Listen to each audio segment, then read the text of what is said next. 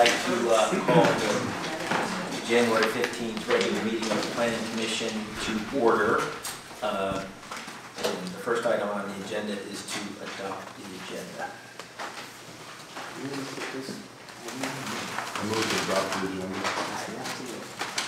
Second. Any discussion? All in favor? Aye.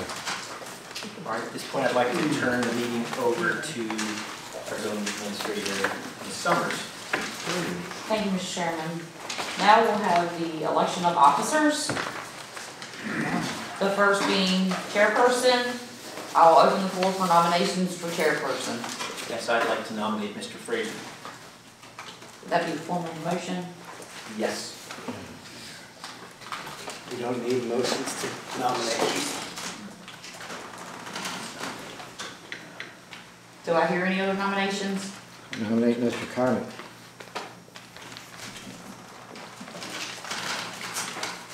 I second that.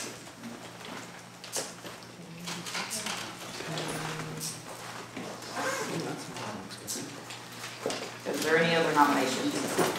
Move they be closed. Is there a second? I'll second. Okay, I'm going to do roll call in alphabetical order. Please respond with the name of either Mr. Fraser that's been put forth or Mr. Connick put forth for chairperson. Ms. Ishii. Mr. Fraser. Mr. Fraser. Me? Can I pass till next week? No. Mr. Connick. Mr. Colwood. Mr. Cotter. Mr. Connick. That's what he said. I'm asking you. Who's on first? I pass till next week. I guess I'll vote Connick. Mr. Light. Mr. Fraser. Mr. Shulman. Mr. Connick. How many does that make?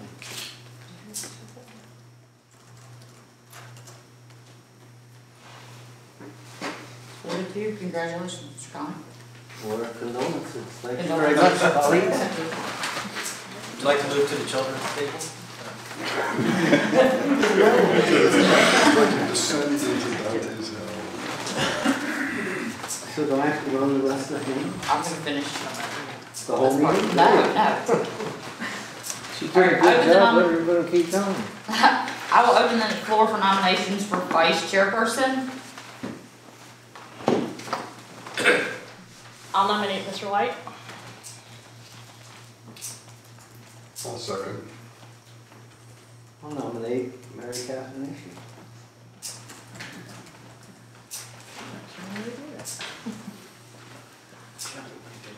I decline.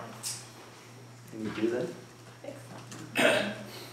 Not at the planning commission level, no. I think you just made that up. I did. Are there any other nominations for vice chairperson? I move they be closed. And that may declare him elected by acclamation.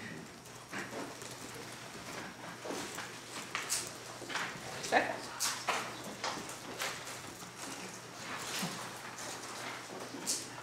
Mrs. You decline. All in favor of Mr. Light as vice chairman? Oh no, when you come in late, you gotta sit up Is front. there a second? I second. She seconded. Okay. I'll so go by roll call. Ms. Ishii? Mr. Light. Yes. No, on her name. Yeah, okay. Mr. Fraser? Aye. Mr. Colwood? All right. Mr. Connick? Aye. Mr. Light? Aye. Mr. Shulman? Aye. Thank you. The remaining part of business we have is the adoption of the 2020 Planning Commission meeting schedule for adoption.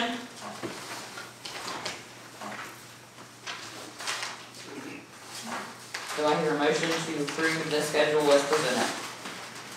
So moved.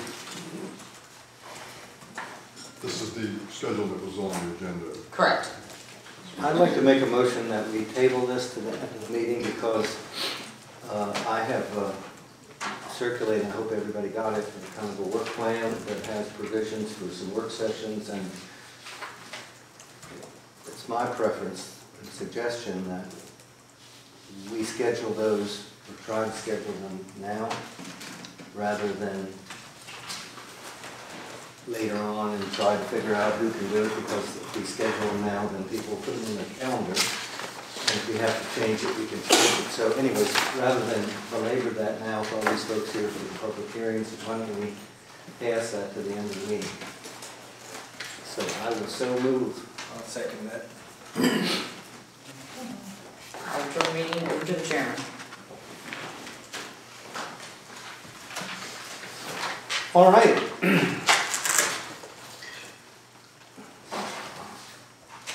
The minutes is the next thing, and so I wasn't here and didn't participate, so I'm going to turn that over to Mr. Light and let him do that as vice chairman. I prefer to recuse from that myself. I wasn't here. Me as well. So we're first looking at the minutes of the work session. On the work session? Yes, I believe what we're addressing right now, if I understand, is the Wednesday, December 11th work session.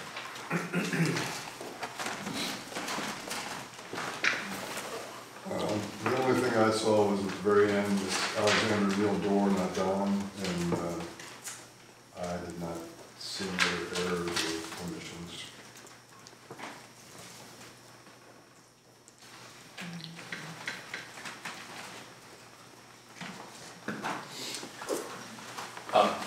Any other discussion? I guess I would entertain a motion to approve the minutes as amended. So moved. And I'll second that. All in favor? Aye. Abstain. And I guess that's 3, because there were 3 of us who were here and voted. You got that? Mm-hmm. Want me to take the next? So the next item is the adoption of the minutes for the December 18th regular meeting. I have a change to suggest, if I may. On page 4, where it says, this issue moved to deny the application based on location, height, design, and expected use shed. I think that should read, this issue moved to deny the application based on visibility, including location, height, design, and expected use shed.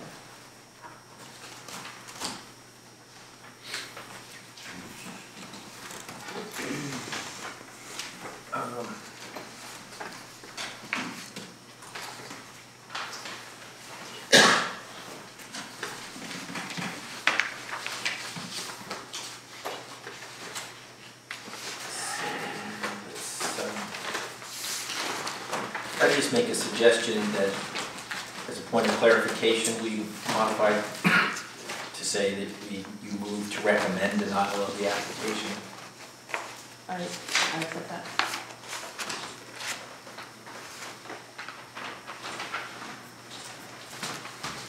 Any other discussion about those minutes? If not, I entertain a motion to approve as adopted. Second. All in favor? Aye. Aye. Mr. Connick. Thank you, Mr. Light. Just as a sort of procedural point, I'm going to ask that everybody from now on the minutes, just to make it easier for the secretary, if you can maybe before the meeting put it in writing and get it to who, either the secretary or Michelle, so there isn't any confusion about who said what and what corrections were made. And plus it'll save time at the meeting. All right, our next order of business is a public hearing on special exception application 19-08-03, Carl and Donna Henderson, Skyline Vineyard Inn. So I'm going to ask the zoning administrator to introduce that and make her report or recommendation. Thank you, Mr. Chairman. Mr. and Mrs. Henderson have applied for a special exception permit for Country Inn per the Rappahannock County Code 170-36D and 170-65E. The parcel of land is located off Route 211 at 65 Clark Lane, Washington. The property is 29.3 acres in size and is zoned agricultural.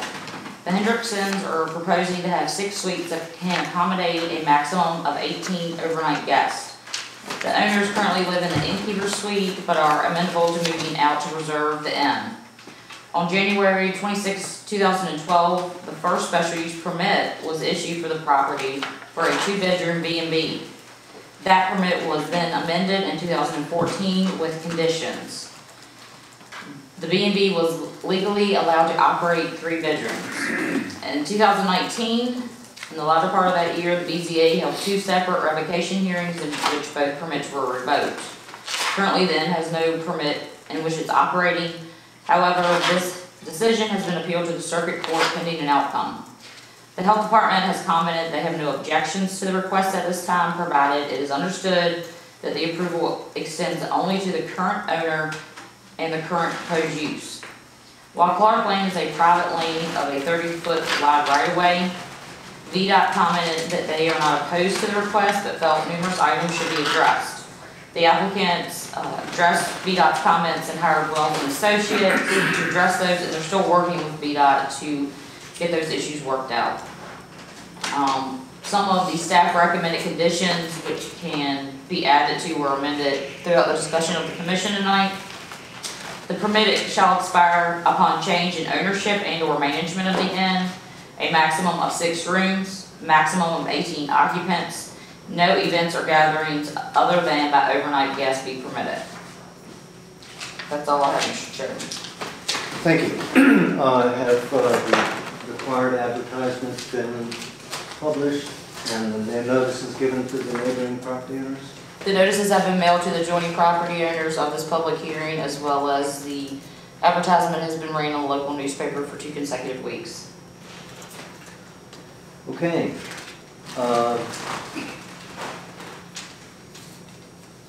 I'm going to open the public hearing on this. I'm going to ask that you stand, come up to the mic, give your name, your magisterial district where you live, if you're a resident of Rappahannock County, and try to keep your comments to brief and to the point. I'm not going to make a time limit, but because I've been time limited. I'm going to try that and see how it works. Until Mr. Light looks over here and says, see what I mean? Anyway. Some things are necessary. I guess. The public hearing is now open. Mr. Chairman, I mean, just a quick correction. You want to state your name? Sure. My name's Carl Henriksen. Don and I are the applicants. Hampton District, is that correct? Okay. Yes. We're not planning on moving out of the property, but our business has grown to a point where there will be moments where we will be taking trips. We've opened up a business here called Durwood Wine Trips. So the first trip we're planning is in October of 2020. That'll be probably a 2-week trip, and during that 2-week tenure, we're hoping to be able to rent out that room to owners' facilities. Other than that, we'll be here all the time for those various moments when we have those trips going overseas. That's the only change I would make. Okay, thank you. I assume you're in favor of it. Yes, sir. Let me comment a little bit if I can. This is a huge asset for this county. One of the things that we've just received, which I think is kind of exciting, is the best boutique hotel in the Washington, D.C. region. It was 2019. I'm not sure how they came to that conclusion. They certainly didn't tell Donna and I that they were participating, or we were even participating in that, but we got a note that says you've been rated as the best boutique hotel in the Washington, D.C. region. For 2019, we hope to continue that trend. There are people here who, with the Little Washington Winery, and I'm going to comment a little bit about that. I was here, Donna and I had opened the winery for probably a month and a half, and somebody came to me who was our guest and said, we've consumed too much alcohol. Is there a B&B that we might be able to call and get a reservation? So that's a little piece of the reason for buying the property. Because I think there's moments when people really should not get in that automobile and should have a place to go stay. So that's kind of a piece of the motivation, not entirely.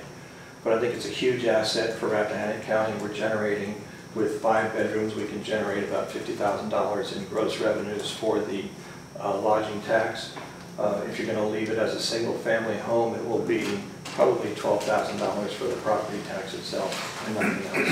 So I think you have a huge asset here in the county, and I hope you approve it. We only recommend. I understand that. Thank you, sir. Does anybody, while he's up here, does anybody have any questions on the commission for him? Okay.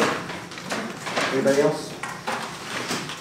Yes, my name is Kathy Collins. I live in Culpeper County, but we are so close to the county line that we spend a lot of time in your county, and we find it to be both beautiful and a place that we want to take people who come to visit us. We've known Donna and Carl for 3 years, are members of the Little Washington Winery, frequent Wine Loves Chocolate. I feel that they have added a great deal to this area that is an attraction. People love to come to your area for its beauty, but there need to be shops, restaurants, places to stay. And so I would say these are good people with good intentions. They have run a good, clean, honest business, and I hope that you will give them the opportunity to further that in the B&B. Thank you. Thank you. Anybody else?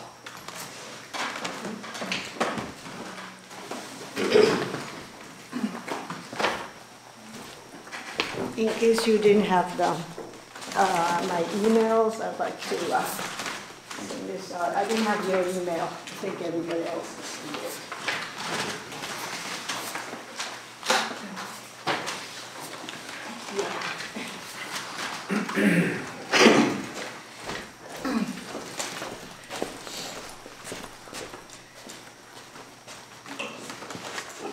Member of the Planning Commission, my name is Yoko Barsky, and my husband Doc, and I live on Clark Lane, directly above Harmony Manor, bed and breakfast, also known as Skyline Vineyard Inn.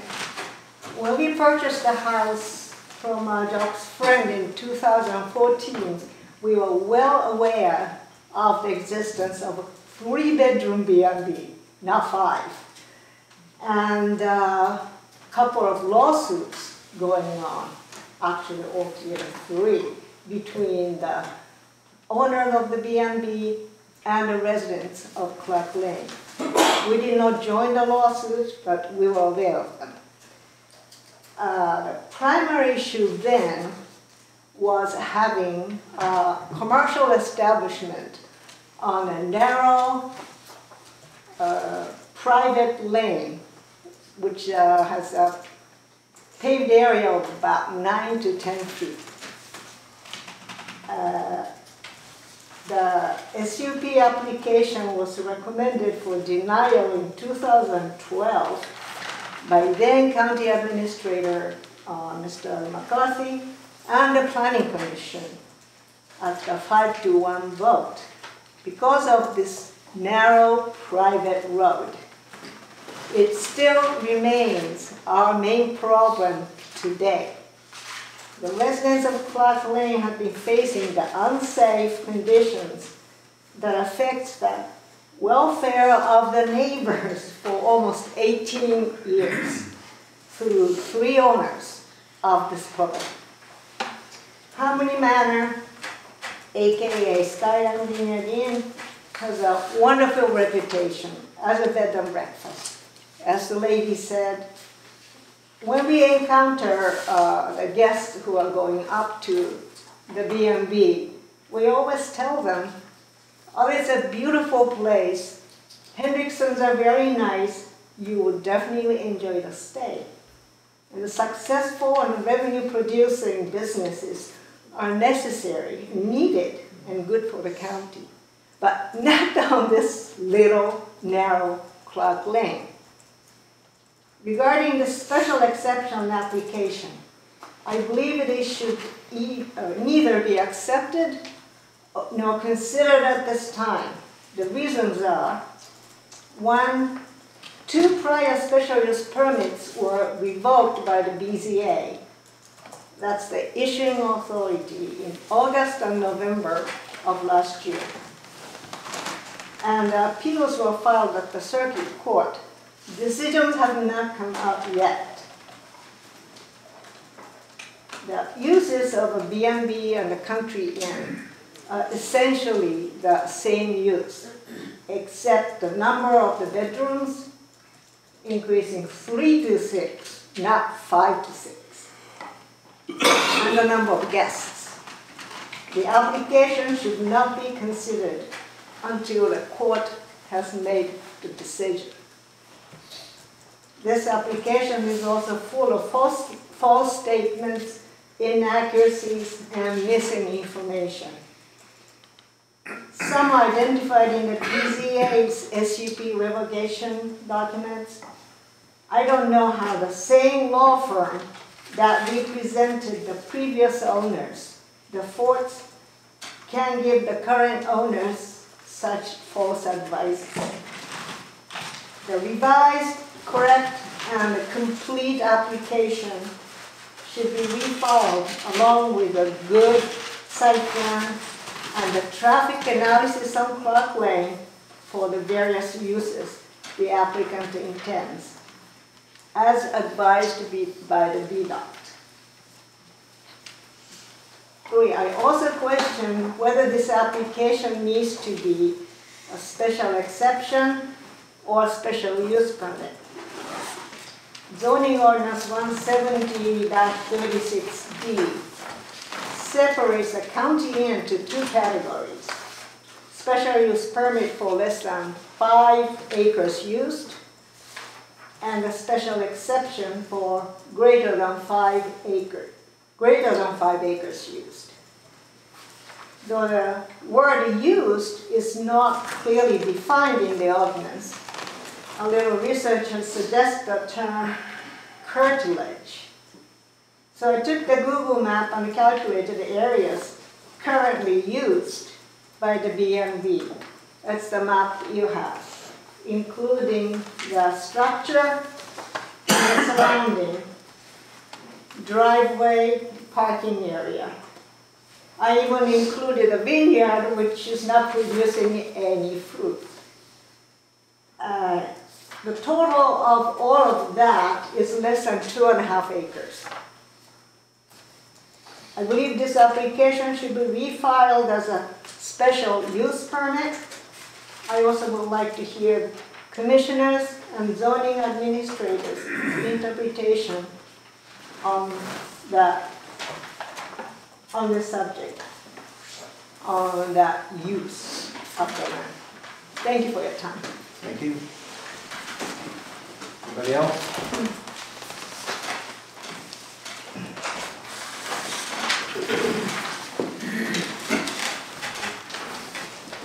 My name is Robert Williams, and I live in the Hampton District. I'm a registered voter in Rappahannock County. I moved back to Virginia in 2015. My introduction to Washington, Virginia actually took place in the 1970s in books that I read that described the inn in Little Washington. After having moved here and lived here, and actually I've been up to the Skyline Vineyard a few times, and I've seen the view and how peaceful it is up there. And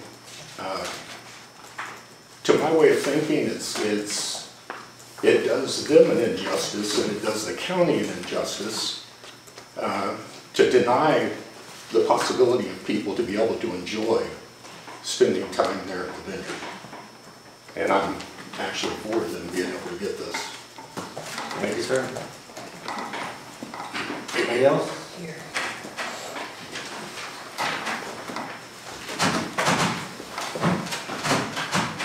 I'm Brian Schultz. I live on Clark Lane, Hampton District. I would recommend denial of this. We've been fighting this particular building for The first owner ran a bed and breakfast illegally. He was convicted of that.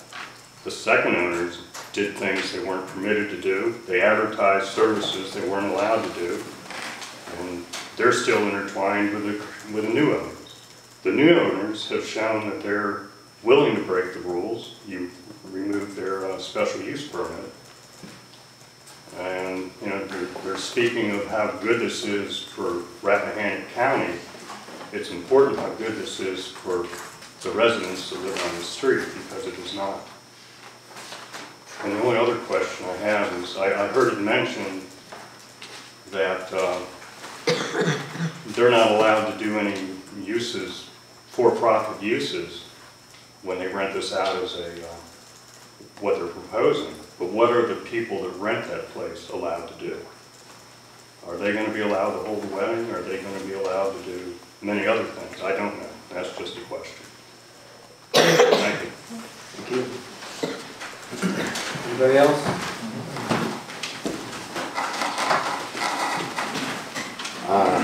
I'm Yoko's husband from Hampton District, and I think I have to give you a real name. John Nash.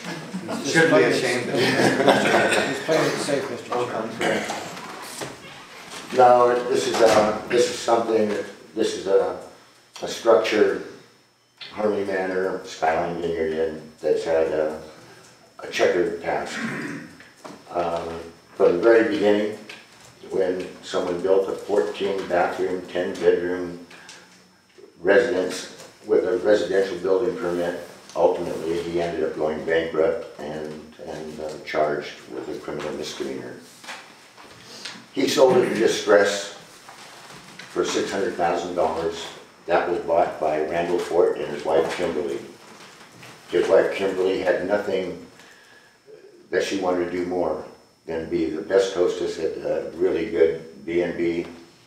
That went through a number of different hearings and a couple of different modifications.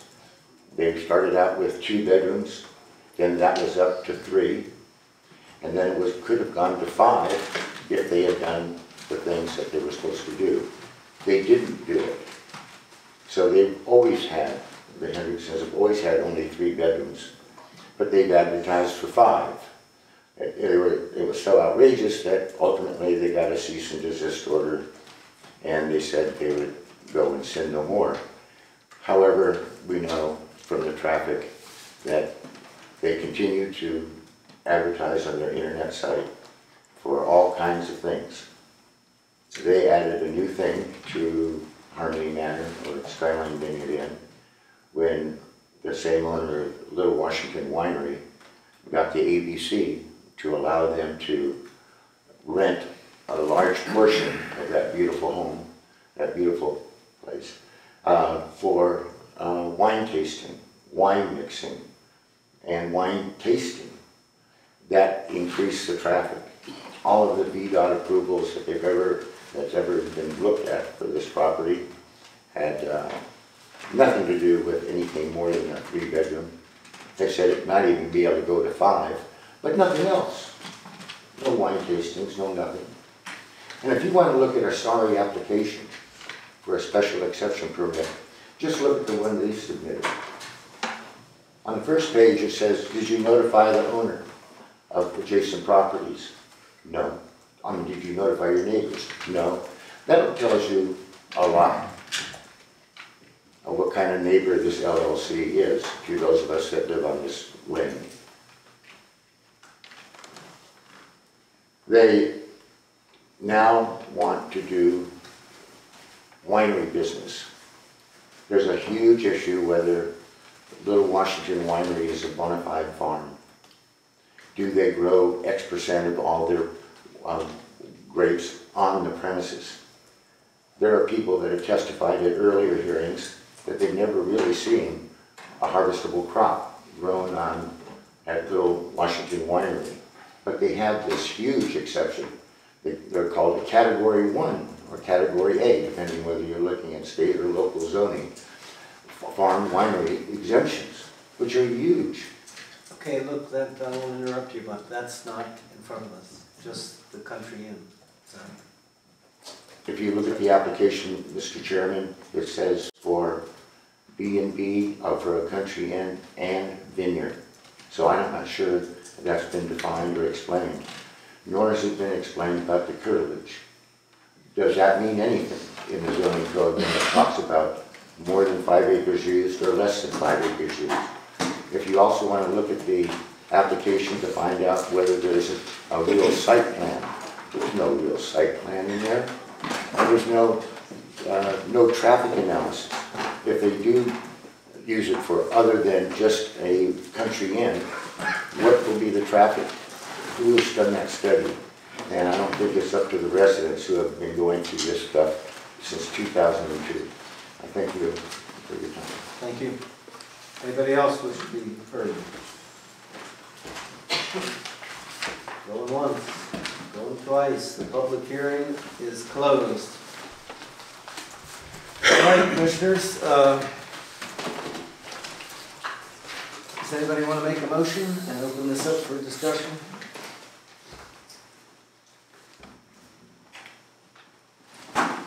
Make a motion. Well, yeah, somebody's going to make a motion so we can have a discussion. Either to approve it or not to approve it. We're recommending that it not be Things approved. got kind of formal since I left, but we didn't used to do that. Well, they have a new chairman now. So. Obviously. Can I just take a couple minutes? I mean, this is new. I haven't worked with this for a little while, but what we have, planning and zoning in general, I'm not going to give you a tutorial. You'll probably pick apart what I'm about to say. But basically, the Board of Supervisors approves the zoning ordinance. We have a zoning administrator that enforces it. The Planning Commission gives, most of the time, we would like to believe that the Planning Commission is giving the other boards the benefit of our in-depth analysis and expert opinions on things. And we strive for that. And then the BZA that you said on, Mr. Connick, is the objective third party. Before it would something, if there's issues, there's appeals to the zoning administrator's decisions, variances, they would go to this objective third party. And what we have here is an applicant who is trying to circumvent the entire process, I believe, whereas they had 2 special use permits that have been revoked by the BZA. I believe they were unanimous decisions. Yes, sir. And they are now in the venue of the circuit court, so it appears that this is an attempt to circumvent that entire process. And I think that needs to percolate through the system properly before we actually entertain this. I mean, that's my feeling starting out. Well, I hear what you're saying, Mr. Fraser, and I mean, I think that's a question that maybe we ought to address that first, of whether we're going to act on this, take an action now, or table it. So. Well, those are my feelings, and I can put it out there on the floor that I would like to see this tabled until such a time as the legal process is. Till the appeal of the BZA decision? The appeal of the BZA decision. That's a motion? I would second that motion. I would have to, Go ahead. discussion. Sure. I think this is this application stands separately from whatever is going on at the BZA. And I don't believe that we can put the two together, and I think we need to, personally, I think we need to hear the application and not try to tie it into something that's happening in another venue. That might be an argument, but I have to disagree, because I think what we have is a special use permit. The SU is actually a smaller condensed version of what they're applying for the country inn. And if we've had revocation of the SU permits, then why would we entertain the thought of granting an even larger conditional permit? Well, it's a different permit, it's a special exception. I understand the difference. I'm just saying, I'm just not comfortable with going forward with it when we've got this other process that's still in play. Has our council advised on this point? That seems to me a legal question, actually. I don't know the answer to it, to be honest. What was the date of this application?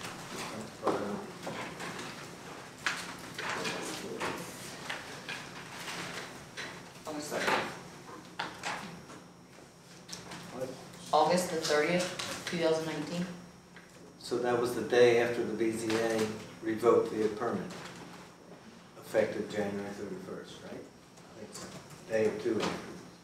It was around the time frame. Right, but it was right there. Well, for what my opinion's worth, I tend to agree with, I agree on the technical point that Mr. Kohler's making. I mean, if you have a permit, there's nothing that legally precludes a person that has one permit for a property to apply for another permit. And so I don't think that is a bar to it. And these, granted, as Mr. Fraser's pointed out, is a rather peculiar circumstance where at the present time, their permits are revoked. And I'm not aware of anything in the zoning ordinance. It says if you apply for a permit and you're denied, you can't reapply for a year, but it doesn't say anywhere that if you have a permit and it's revoked, that you can't come in and reapply for the same permit.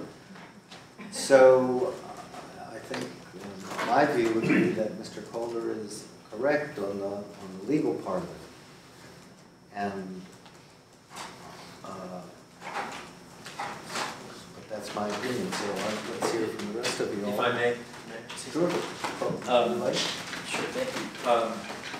I don't believe I've heard this issue of curtilage come up in this context in any time in the past. And I guess my one question that might tie these things together in some ways, if that is in any way an issue under the current appeal, and whether that would shed any light. Are they completely separate?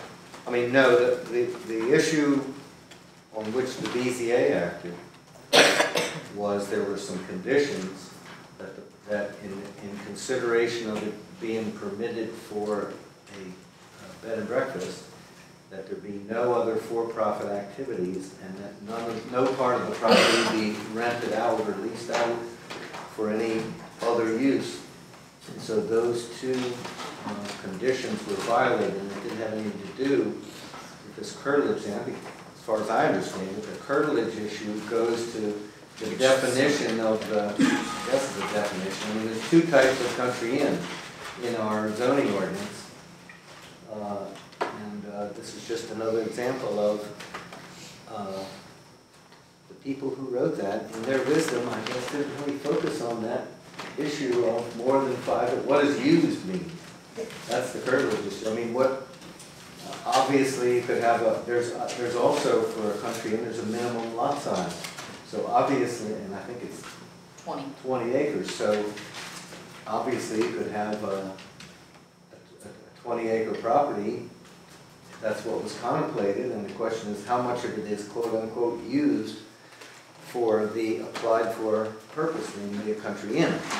So I'm not, I guess that's the first time we've ever had to face that, but I don't think that has anything to do with the BZA issue, to answer your question. That's totally irrelevant to that. Well, I wouldn't mind chiming in on that, if you permit me. Please. I believe that a property, if it's a 25, 29 acre property, I don't see that we can say, well, you're only using so many acres of this property and therefore your permit applies to your property, not to 3 acres of your property or 5 acres of your property. And I think it's a very slippery slope. The next thing you know, we'll have a 10 acre or a 20 acre B&B, and somebody will say, well, you know, you need 10 acres to do that, but you're only using 1 acre of the house. Wait. That's how we've always applied. The only issue, Mr. Kohler, is whether it should be a special exception permit for more than 5 acres used, or a special use permit that goes to the BZA for less than 5 acres used. That's right. And why they, and obviously since the minimum for both of them is 20 acres, the drafters of the ordinance must have contemplated a 20-acre property where less than 5 acres was being used. Whatever used means. Well, in case in point, you could have two independent special use permits, one requiring 5 acres, one requiring something different. You could have both of them run together, but you could not use the same acreage twice. I guess that's another, I guess you could have 2 country inns that were 7 acres each. Well, no, I mean, you wouldn't necessarily have two competing uses. but Anyway, you- that's a separate issue from what's on the motion. The motion is to table it until the court proceedings are over. So is there any further discussion on that Well, just, before we get to the merits of it? yeah, so just on the basis of tabling it, again, I think that's what the concern I hear is the basis for tabling it. And I'll just say, and maybe this goes more to the merits if you want to get to, but again, they've applied under 170-65 E5, under 165E, but E5 limits this to 16, and they're 16 what? It says the density of development. So it says in no case shall the density of development is measured by 2-person occupancy units, be they bedrooms, campsites, etc., exceed 8 units per 25 gross acres.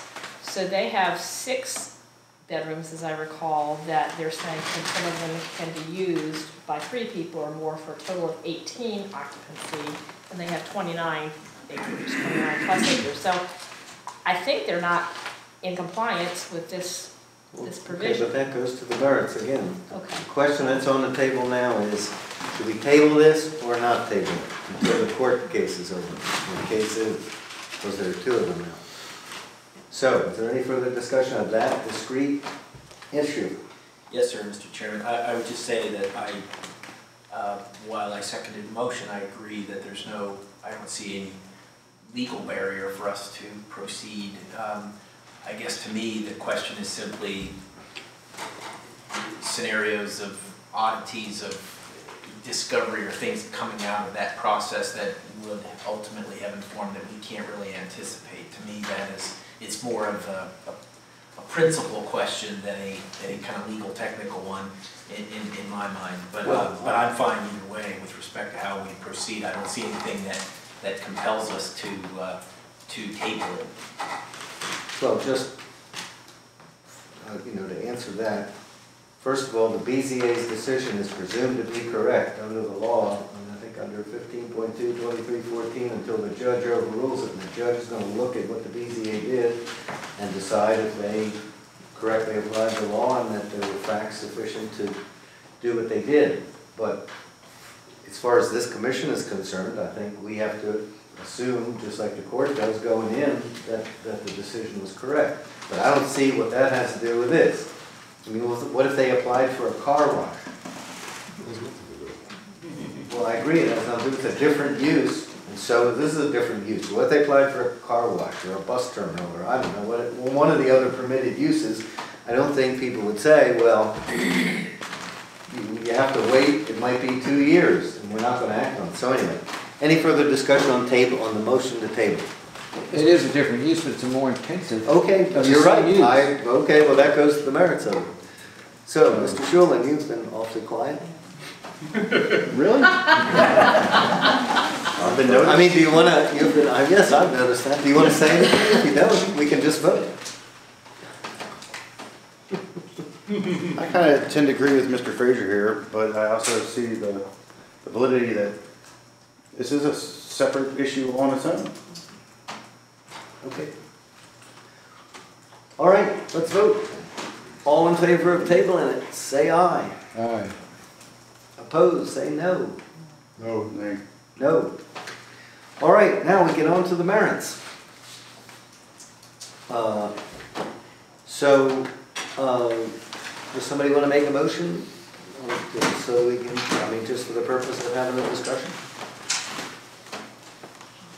Either to approve it or to approve it with or without the conditions that the staff recommended, or to recommend disapproval.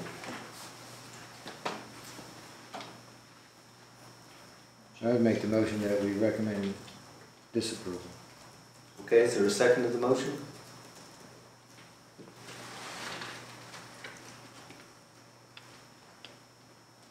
I'm really keep batting 1,000 here. You're still up, you're still up. I'll second it for, at least for purposes of discussion. Great, okay, so there's a motion on the floor to recommend denial.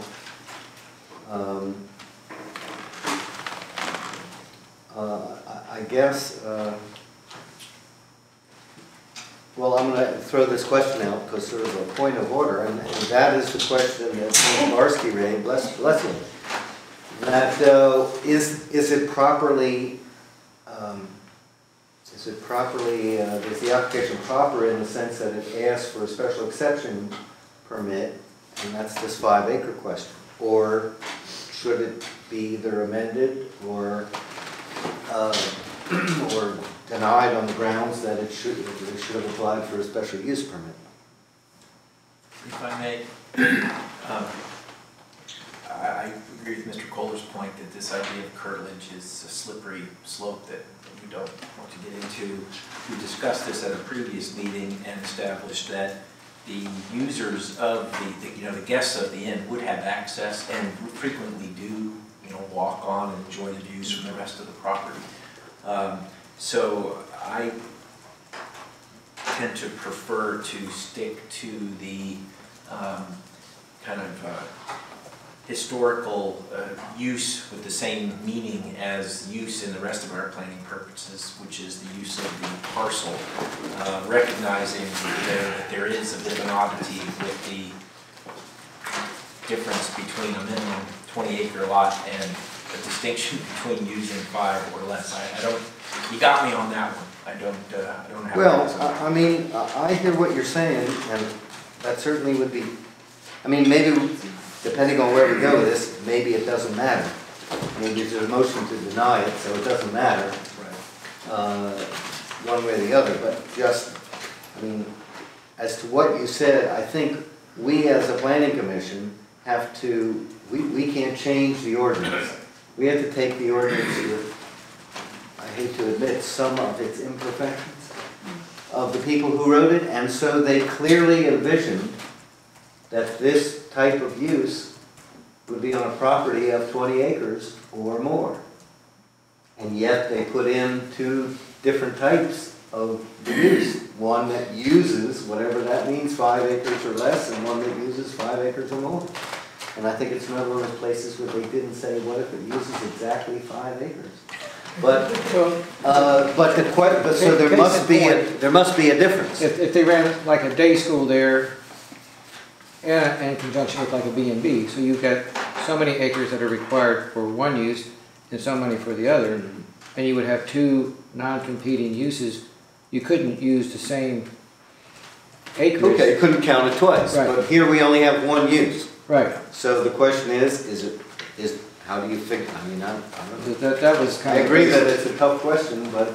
Well, if I may, my personal preference would be that we not hang up on that, because to me the main issue here is and remains and always has been and always will be this intensive a use on this particular narrow road. All right, well, let's see if we can resolve it without regard to the 5-acre thing. If we have to, we'll come back to it. Is that okay with everybody?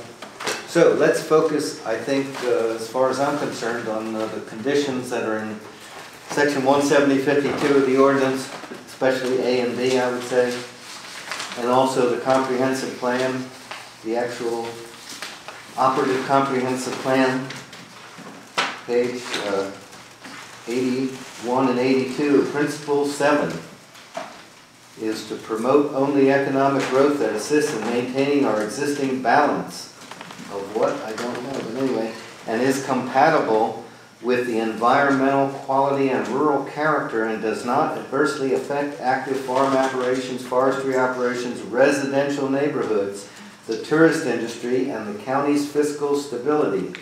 And policy number 4 deals with this, about commercial development that must be, by its nature, located in sparsely populated areas. I mean, that's one part of the comp plan that I think applies to this particular application, because it is in a rural area, it's on private lane, And I think the provisions of 170-52A and B are about the impact on the neighborhood and the value of adjoining properties and the traffic are really the key elements. So, does anybody want to address those specifically?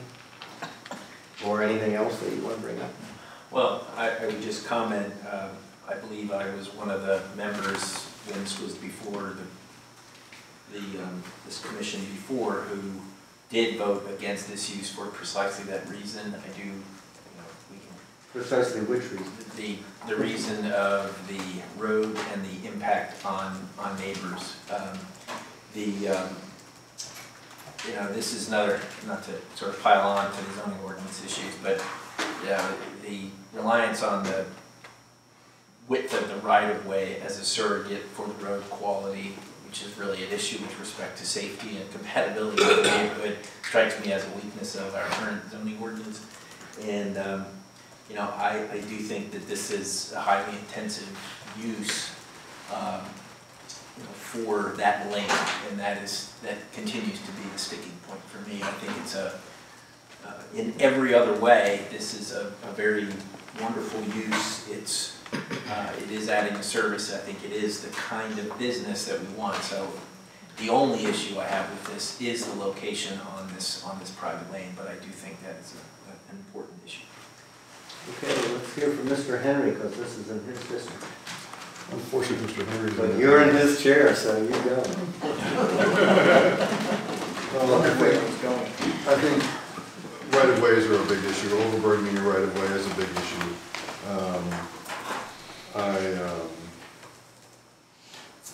I'd like to hear other comments before I go any further. Okay.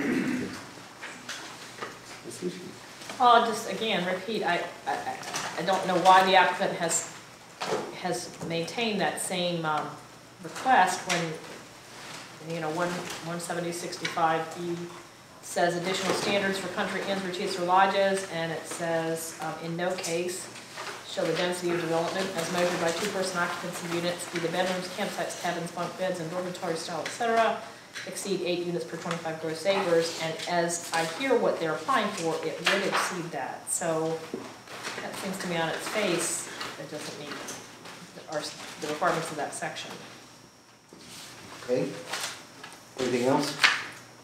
May I ask for clarification? Are you saying that the number of bedrooms is? And Michelle, maybe you can clarify if I've forgotten any of the details here off the top of my head, but my understanding is that they have 6 bedrooms they're requesting and that several of these can be used as suites. So the total occupancy would be for 18 persons. And I understand the applicant is saying that that they don't intend to do that often, but they're applying for that as part of the permit. Right, if you take the ordinance and 29 acres.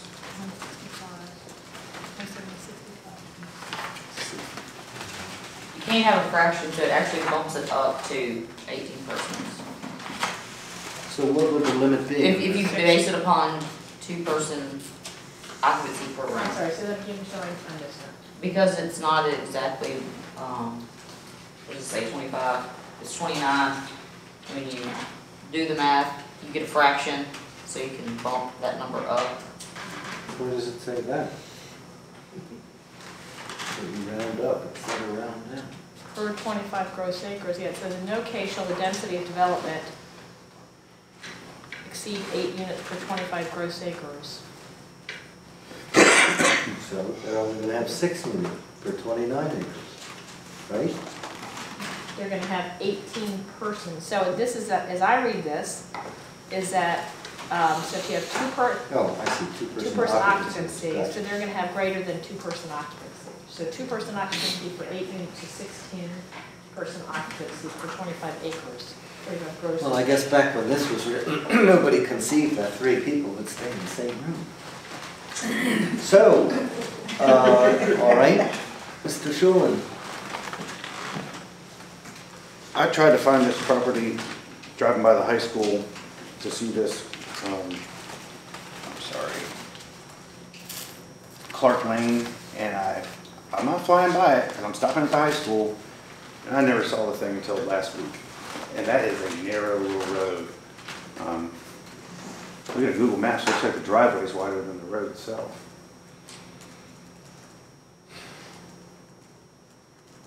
And so, I could see the additional effect to the neighbors. Mr. Fraser? What are you asking me for? It's been a problem since it was first approved. This body, or different makeup of this body, voted to recommend that not be approved in BZA. Yet the BZA approved it on a split vote, and it has been nothing but a thorn in the county's side up here. It might be beautiful views, but it's not a commercial site. It's just a wrong. I've been up there a number of times. Probably don't go often enough. It really is a beautiful view from up there, but it's not a commercial district. It's tucked away up behind the commercial district, and it was never intended to be part of a commercial district. Okay. Well, I guess that leaves it to me. I tend to agree with what everyone has said, and what the part that I read out of the comp plan. I think the comp plan requires that we balance the existing residential area against a proposed commercial use that's not in one of the villages or commercial zones of the county. And I don't see how whichever body this goes to as a special exception or special use could possibly make the findings that are required to be made under the zoning ordinance, that it would not have a bad impact or negative impact on surrounding properties or the residents. And I think frankly, I think it's completely incompatible with the residential neighborhood that was there before this started. And I think one of the points that came out in the public hearing is that this house or structure was originally applied for as a single-family residence with whatever it's got, I don't know, 14 bedrooms or bathrooms and 10 bedrooms, whichever one it is. And right away it caused problems, and that's not the fault of these applicants, but that's how it got built. And frankly, in my opinion, if the ordinance had been properly administered at that time, they never would have got that permit, because it's obvious this isn't a single-family residence. And it's never really been used the whole time as a single-family residence. And the ordinance has a provision, imperfect though it may be, that says these type of activities for a B&B should be on a 50-foot right-of-way. And this is only a 30-foot right-of-way. The proposed amendments are not in effect, but I think they shed some light on what the feelings of the commission are, provide that it's not the right-of-way width, but it's the actual roadway, and in this case that's kind of even worse, because the road is only, I think, about 12 feet wide. The other issue here is that's sort of an elephant in the room, is that this property is being used for at least one or maybe two other uses. One, some kind of ecotourism use, and another is the winery. The study that they submitted about the entrance, I think, shows 178 vehicle trips per day, right, Mr. Henderson? I can't remember offhand. Okay, well, that's my recollection of the number that's in there. And, you know, I live on a private lane, or leastways it's not a state road, it comes off a state road, similar to Clark Lane. And, you know, I don't think we have 178 vehicle trips on that road in a week, maybe sometimes in a month. And so, even counting times that I forgot something and had to go back and get it. So, I just think that's totally incompatible with that area and that road. And on those grounds alone, I think that I agree with the motion to recommend denial. So, any further comments or discussion? I'm not confident that it's incompatible just because of where it is. I mean, we allow B&Bs in the countryside.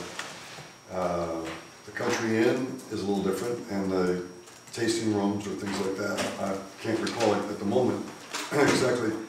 Actually, would you clarify for me, Mr. Chairman? What are the uses that are in the permit application? I don't know, put it up there. See what. I mean, I think it just says country inn, and it says how many rooms, and it says 6 rooms.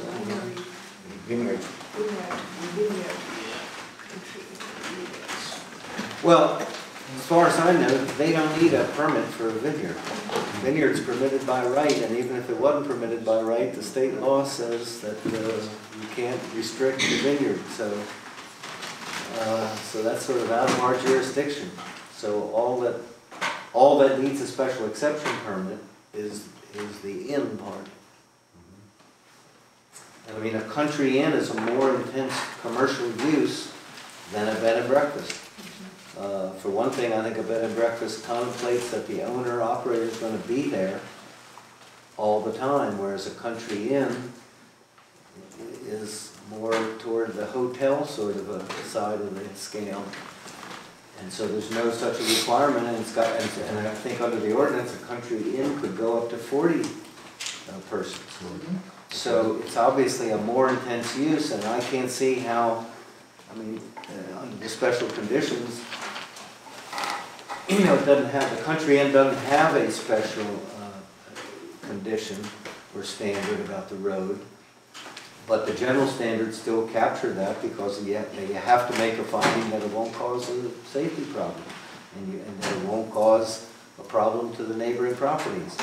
And one thing I neglected to say before, to those folks who very kindly came up and said what a great asset this would be for the economy, the zoning ordinance is not enacted to promote economic development of the county. It's enacted to protect the rights of the neighbors and the right to live in a nice quiet place that they moved into, and to protect them from new uses that are incompatible with the place they live. That's the purpose of the zoning ordinance. It's not to boost the economy or boost the taxes of Rappahannock County or anything else. So, I mean, you can make that argument, but to me, that's not a zoning argument. All right. So my question is there another commercial activity proposed in this building, such as the tasting or other people are coming here besides the people who are staying in the facility? My understanding, based on what happened with the BZA, and to my knowledge, is still ongoing, and that's I think the point of their appeal is, or at least in part, is that yes, they have leased the whole, at least first floor, maybe the basement too, of this building to the Little Washington Winery, which is a separate legal entity. It's a separate business. They've leased it, and they're either making wine there, they're doing winery-related activities there, including the tastings and so forth and so on in this building. But for all that, they're a licensed winery, they don't need any zoning permission. Are those folks that are attending those tastings, are they using Clark Lane, or are they coming through? Yeah, no, they're coming up Clark Lane. It's the only way to get there right now. It's my understanding. Well, I'd like to ask the applicant. Sure. Who is coming to the inn in this proposal? In the proposal that we have before you now, I don't care about any other proposal. I care about the proposal. it would be the guests. Now, they would be down there. They would be also tasting wine, drinking wine, but predominantly the guests. Predominantly. But there could be people from the winery that are coming. There could be, that's correct. And there is a walkway between the two properties that we put in. And there's no limit on how many wine tastings or any of that? No. I mean, that's not part of this application, right? That is correct. Right. And it's your position, like, I mean, I didn't misstate it, your position is you have a right to do that under your winery That's permit. precisely what's in front of That's us. a separate permit. It's not a permit, it's by right. It's a by right use. It's a by right use. It's that winery property, this is on top of that. That's Right, right. That's what I'm trying to establish. That is correct. this is in addition to that. Right? Yes, that is And the correct. lease is still in effect? That is correct. Okay. And is it the first floor and the basement, or is it? Yes, first floor and the basement. Okay. And how many stories is the thing altogether? 3. Okay. Gotta put 14 bedrooms someplace. I guess, maybe they're underground. Just to confirm what I'm hearing also, just is all of the traffic associated with the vineyard would be unaffected by this decision, except those who won't come because they can't spend the night. Right? Just ask that question again. Yeah, The vineyard, there's nothing, the vineyard permit and the vineyard use for the tastings is driving some traffic to Clark Lane that is independent of this decision for a country inn. That's correct. Yeah, so the tasting room traffic will continue regardless, assuming that the tasting activities continue, regardless of our decision on the increment of the country inn. So I think that's why we're talking. Assumption, yeah. Is the vineyard accessible by Christmas tree lane at all? This For thing, pedestrian traffic, no. Or, I'm sorry, for pedestrian traffic, yes, but not for automobile traffic. We have a walkway between the For shared, Skyline. yes. I'm talking about the winery itself. Little Washington Winery and Skyline Vineyard Inn share about 1,000 feet of a property line. It's a creek there, so we put a footbridge across for 2 reasons. One, for pedestrian traffic, because we encourage people to walk back and forth between the 2 properties, Right. and to get farm equipment across there. But the vineyard itself can be accessed off of, or it is accessed off of Christmas tree. But we have 2 vineyards, one on Christmas Tree Lane, and a second vineyard that we just planted. It doesn't, but it's not producing, is that correct? It is not producing, no. This is Has it ever produced? No, it's our second flower.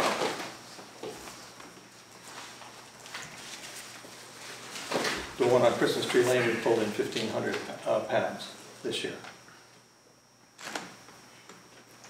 Thank you. okay. Any other comments? Let's vote. We got a motion on the floor to recommend denial. To whom, I'm not sure, but I guess to the board of supervisors. All in favor, say aye. Aye. Opposed, say no. I guess the ayes have it. Oh, This issue, Oh, now we're doing a roll call, okay. well, we didn't have some members voting, so can I please do a roll call vote to get an accurate? So the motion is The motion is to recommend denial to the board of supervisors. This is issue I. Mr. Shulin, Aye. Mr. Connick, Aye. Mr. Light, Aye. Mr. Frazier, Aye. Mr. Kohler. You all abstain. right. Aye, okay. Thank you. You want to abstain? Great. Great. All right, now, where's that agenda? Come on.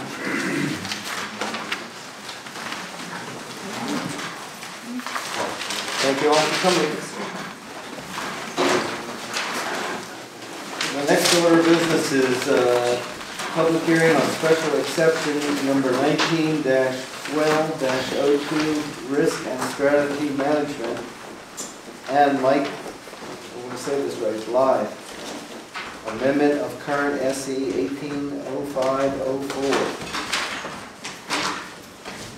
Ms. Summers, would you please give your summary and report? Thank you, Mr. Chairman. RSM, Mr. Blythe, has requested a special exception permit to amend his original permit, number 180504, to allow for additional training days. The property is zoned agricultural. It is 84 acres in size and is located off of Sugargan Lane in Amosville. The applicant owner currently provides training for life safety situations, and all training is conducted outdoors. The amendment that is requested is to increase the permitted number of training days from 3 days per month with no more than 2 days per week to 5 training days per week with no limitation to the number of training sessions per month. VDOT comments are still pending. The health department has commented that the property is raw with no developed water supply or sewage disposal system. The applicant provides porta-johns for their staff and students, and that they are serviced regularly by a company that is currently licensed in the state of Virginia as a sewage handler. Further, they understand that bottled water and food are packed in and packed out of the property by the applicants. The health department recommends a means of hand sanitation be provided for the use of the porta-john. They also recommend that if drinking water other than that is commercially available as bottled water, that it's provided to the participants by the applicant. It be sourced from an approved public water supply using a food-grade water hose and suitable containers that they are washed, rinsed, and sanitized. Should they decide to pursue permanent on-site water and sewage disposal, they would need to obtain the proper permits. But overall, they have no objections to the increased frequency of the training. The adjoining property owners were notified, and this was advertised for 2 consecutive weeks in the local newspaper. Okay, thank you. Is the applicant here? Okay. Does anybody have any questions for the applicant before we open the public hearing? No. Okay, I'm going to open the public hearing on what?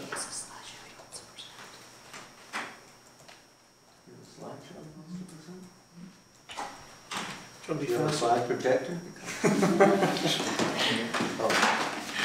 My wife reminds me. I was going to say, I didn't know they had slides anymore. I just went to Sam Goodies and asked to see where were the records. The guy asked me, could he help me? And I said, where are the records? And he said, there's no records. All right, well, if you want to make a little prayer, how long is that going to take?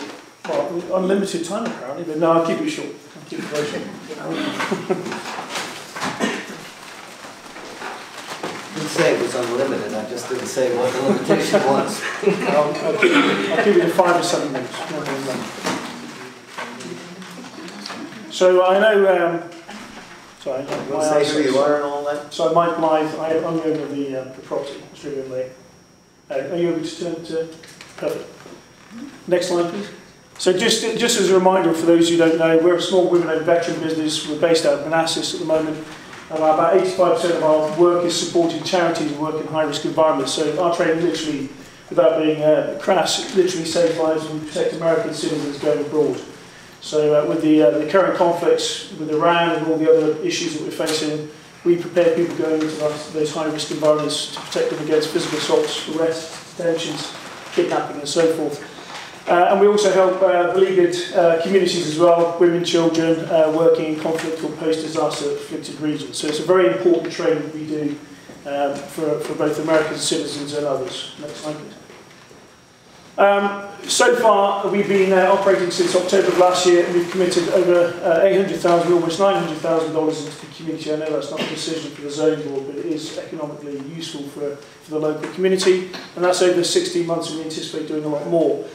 Ironically, even though we're asking for more time, we've only used 67% of our training allocations of 36 days, and I'll explain why in a minute. And we only use typically about 18 or 20 people on a course where we're allowed to 30. And when I go through the course very quickly, the first day of the course, we normally run a 3-day course, is run in Manassas in the office. The second day is run here, or on the training land. And on the third day, we typically see a drop-off of students because they don't want to do 3 days because they can't afford it. So if we have 20 people on the course today, and we run a course today for 20, we will see about 15 or 12 turn up on the third day, so the numbers decline. We've been very proactive in trying to work with the neighbours. We've offered tours, we've offered to do sound testings, we've offered to answer any questions, and we send letters out, continually offering to have a chat with them. We are literally invisible. We're street behind hundreds of metres, or feet, I work in metres, apologies, feet, hundreds of feet of trees, and no one can literally see us. We're invisible to the community. The noise we make in decibels is equating to the same as an air conditioning unit at 100 feet. So we did sound testing, and we invited members of the board around. We stood on the edge of the property, and they had a decibel reader that they could take the readings on themselves. So we are literally almost inaudible. We transit on Sugar Lane on day 2 and 3. We come in, we send our instructors in a couple of vehicles, and then the students come in vans. So we're on the road for minutes in a day, less than a large family, and then they all leave at the end of the day as well. So we come in, we leave, and we don't go on the lane in between. There's an exception to that where we deliver lunch and somebody comes in with a minibus, an SUV, drops off the lunch from a local business and then departs again. That lane is also used by heavy traffic. There's farming traffic, there's logging traffic, construction traffic. So we are very, very light compared to other people using the lane, and there's a commercial property working there as well. And as I said, the training does save lives. Next slide, please. As I said, engaged with all the neighbours. We've been open and honest, we've showed people around. We've got 4 families on the lane who have given us letters, and I've provided those letters, and I've got copies here, the Adams family, and also Stephen, who's a paramedic, who's literally opposite, or almost opposite the lane. There's another family there that I've spoken to, don't seem to have 2 other families who don't seem to have a problem. So I don't think we're negatively impacting anybody there. We support 6 local businesses, and that's where we're pumping all the money into, and we actively try and push all business into them. And we've got letters from those businesses as well, and we've also said to the Hunt Club that they can transit through the lane, and also the Riding Club, so we're trying to be good neighbours. We've allowed neighbours to hunt on the lane, I think on 2 occasions. They have to ask permission first, because I have my kids running around, so I don't want to get them to get shot.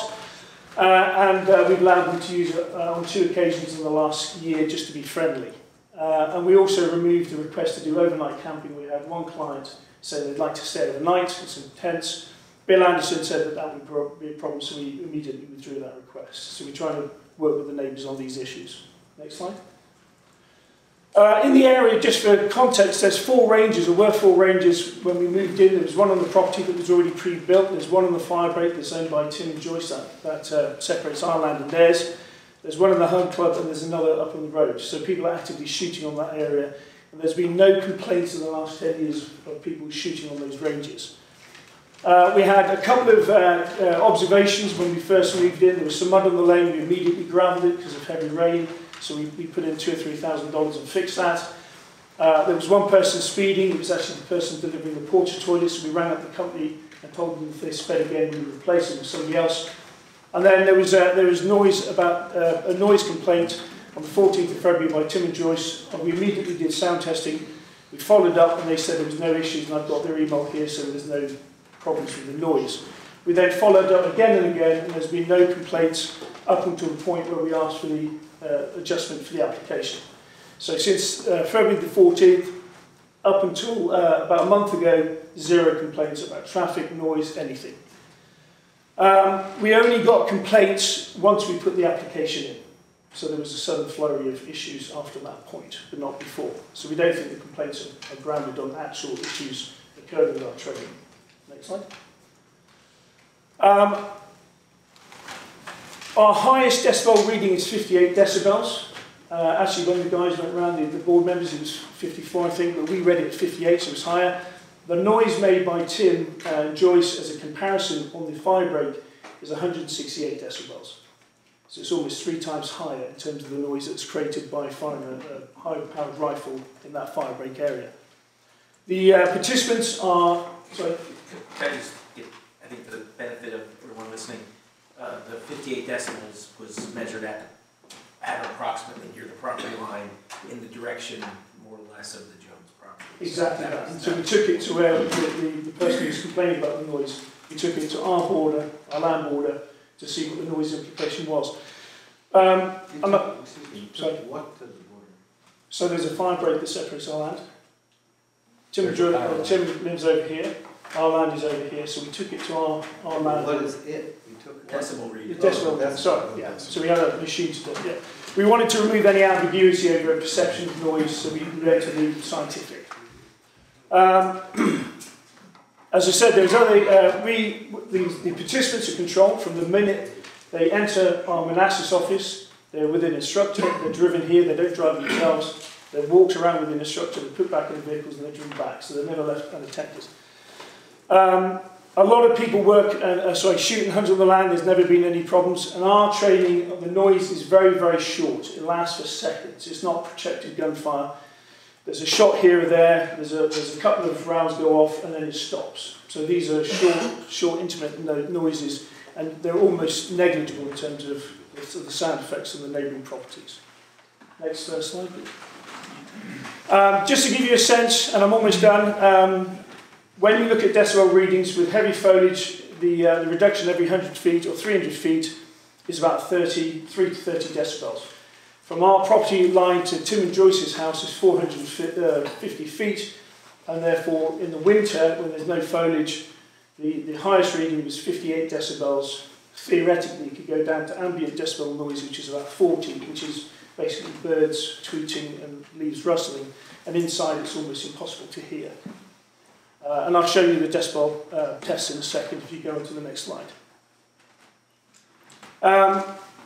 Just to give you a sense, if I can point out the red circle there, that's where we do a single shot of a cap gun, and the way the courses run, the larger the course, if it's 30 people, we run them in 3 syndicates or cohorts, and they go around once every hour to do training. If it's a smaller group like today, there'll be 2 cohorts, so the number of shots goes down and the number of noises go down accordingly. At that point there, which Tim and Joyce is up on the yellow side up there, the loudest noise was 48 decibels, noting that the ambient noise is 40 to 45. So it's literally almost negligible. And then when you go another 450 feet, it should actually go down to ambient noise. If you go to the next slide, please. Here, and we do 1 shot at that previous location. It's an illegal checkpoint where there's a gunshot, 1 shot per group. This one here, the largest noise was 58 decibels. That happens once in a day, once, at lunchtime, to imitate a loud noise going off. Apart from that, most of the noise is about 36 to 42 decibels, and it's very short-lived. If you go to the next one, and this goes down to 40 to 43, which is ambient noise. It's almost inaudible, you can't hear it. Next one. And then this goes down even further to about 36 to 40 decibels. So that's birds tweeting in the background. So as you can see, scientifically, we're not actually making any noise. Next slide. What we're asking for, we're asking for the right to use our land like any other business in the area during the working week, from 8 o'clock in the morning to 5 o'clock in the afternoon, not in the evenings, just during the normal week. If there's a holiday, 4th of July, anything like that, we won't trade. We'll respect the fact that people are at home with their families, and we just want to have flexibility to work. One of the reasons we need the extra time is we're having to deny people training because they want to bunch in the summer months when it's nice and warm. So despite the fact that we're not actually doing our full complement of training time, we're actually having to turn people away because of bunching in the warmer months.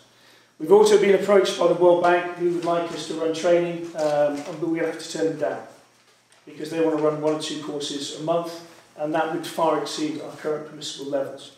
And also USAID wants to run maybe a couple of courses a year, and that would also then exceed our current permissible levels.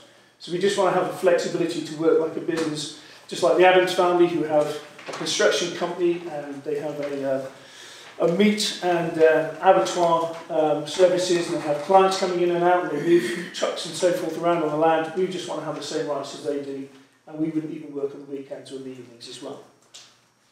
Next slide. So final key points then, this is going to help local businesses. We invest heavily, we push everything we can. We are literally making no noise. We're an air conditioning unit at 100 feet or less, and we're not even using the amount we need, and most of the training goes out to about 15 to 18 people typically. We have been proactive with the neighbours. We've invited them again and again to participate in what we're doing. We've offered to do noise testing to move our training further away if they think it's going to be a problem. And our time on the roads is less than allowed per large family. So we're literally coming in and out and leaving pretty quickly, and we control all the visitors, and we just want to have the same rights as local businesses. Thanks very much. I have a question for you. Yeah. Which really didn't answer this. And that is, I wasn't on the commission back when this first came up. So my question to you is, you agreed to the conditions that were on it, right? Yeah. And as I understand it, that came about as a result of some discussions with the neighbors? No, we'd originally applied on Old Kennels Road. Well, I know. And that was a talking about this place. Yeah, yeah. And then we presented our proposition for Old Kelsley was we anticipated doing 3 or 4 days training a month, the anticipated levels, and that then became locked down in concrete. That was the limit. And that request then moved on to this application. But at this location, you agreed to the conditions that are on it then? Of course, yeah. You really haven't addressed why, I mean, and that was for, you agreed to that for 5 years, right? I mean, that's the duration of the current permit, right? Yes. So what happened between whenever in 2018 when this was approved and now? we've been approached by the World Bank, which was unanticipated. I don't know if that helps or hurts, but anyway. Well, I mean, they do good work and they're part of the infrastructure. Depends on who you ask. Well, okay, subjective, but we've been offered to do more. We didn't want to fight the 3-day limit when we put the first application in because it was such a painful process just to get to that point. So we just accepted whatever we were going to get given. And we wanted to prove to the local neighbourhood that we weren't okay, going but the operation and everything like that is the same. You just want to have the conditions that basically you agreed to when you got this permit relaxed, right? Yes, exactly. Okay, thanks. Any other commissioners have any questions now? Okay, the public hearing is open. For anybody who wants to be heard, come up, state your name and magisterial district. Tim Jones, property owner next to him, Jackson District. Some of his stories are not true. On February 14th, he did come to my house to apologize for the noise that went off. He showed me what he was shooting. The caps are fine. I have no problem with that. But they are automatics, so it's not just one shot. It might be 10 or 15 in a burst. But the loud explosions that he does 4 times a day to simulate a bomb going off is uncalled for, and he said he wouldn't do it anymore, and he continues to do it. So he's at the back of his property, part of it, where he sets these off at, which happens to border my property, and we have a dog that has seizures, and when he hears large explosions like that, it triggers his seizures, and he apologized for that. So he set one off supposedly further back in the woods so it wouldn't be as loud. And that wasn't the same thing that he shot off at 9:15, around 12:30, which Ron Mackler was there and heard that explosion, and he walked away. All he said was, there's no way I'd live with that. But that was never brought back from Ron to the county as a complaint. There has been numerous complaints. And December 26th, when he was doing his sound check, one of the explosions went off. I rode the 4-wheeler up to the property line at what he calls fire break, it's the power line, only to find him at my shooting range with a decimal meter, 150 feet on my property, taking readings. And he never shot off any more of the loud things, just the little ARs that he's shooting off over there. So I do have a problem with this, because we built out here in 2008 and moved here permanently in 2012. We love this county, it's beautiful, it's quiet. The wildlife around here is just absolutely fabulous, which that has been disturbed the last year. And it's nowhere near the same. So I would really not like to see him get his permit extended for this 5 days a week. They would ruin my property value. We built $1 million home out here. Nobody's going to buy that, listen to that 5 days a week, what goes over there. And if it's as loud as an air conditioner, he needs to get the air conditioner fixed, because I can hear him screaming over there, because they sound like a bunch of Iranians over there screaming and running around shooting. So I'd like to see his permit pulled actually, or not be brought up another year down the road. Thanks, sir. Anyone else?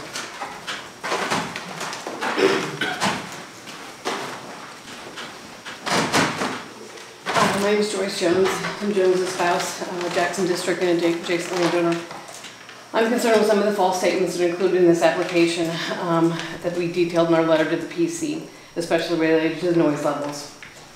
We have dogs, and our dogs are not startled by washing machines, electric toothbrush, coffee percolator, or electric shaver. They're not even scared of my hairdryer or our lawnmower. But the majority of shots heard from our assembly training operations send our dogs running into the house in fear. We have not contacted Mike Black again regarding the noise levels, because it would be pointless He did not honor his word when he came to our house in February. I met with my husband and did sound testings, which was similar to a hunting rifle. That sound is much louder than what he submitted in his application. My wife repeats the noise-level equivalence of the washing machine, electric toothbrush, copper percolator, and shaver several times in this application, just like he did in his first SE permit application. The county officials believed his words to be true, so the current SE permit operating conditions do not contain any limits to the decibel levels for training. I would like to know if anyone from the county has verified these small decibel level readings that he is telling you about in his application, because they're much louder than that. And if anything ever goes forward, I think it should be mandated that these decibel readings be incorporated as a condition so there could be some level of checking against him.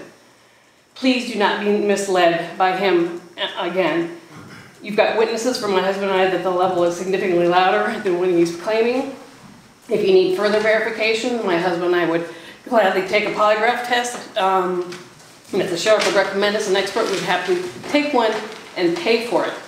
Because we can verify that the shots that we've heard from RSM are significantly louder than the small appliances he's claiming.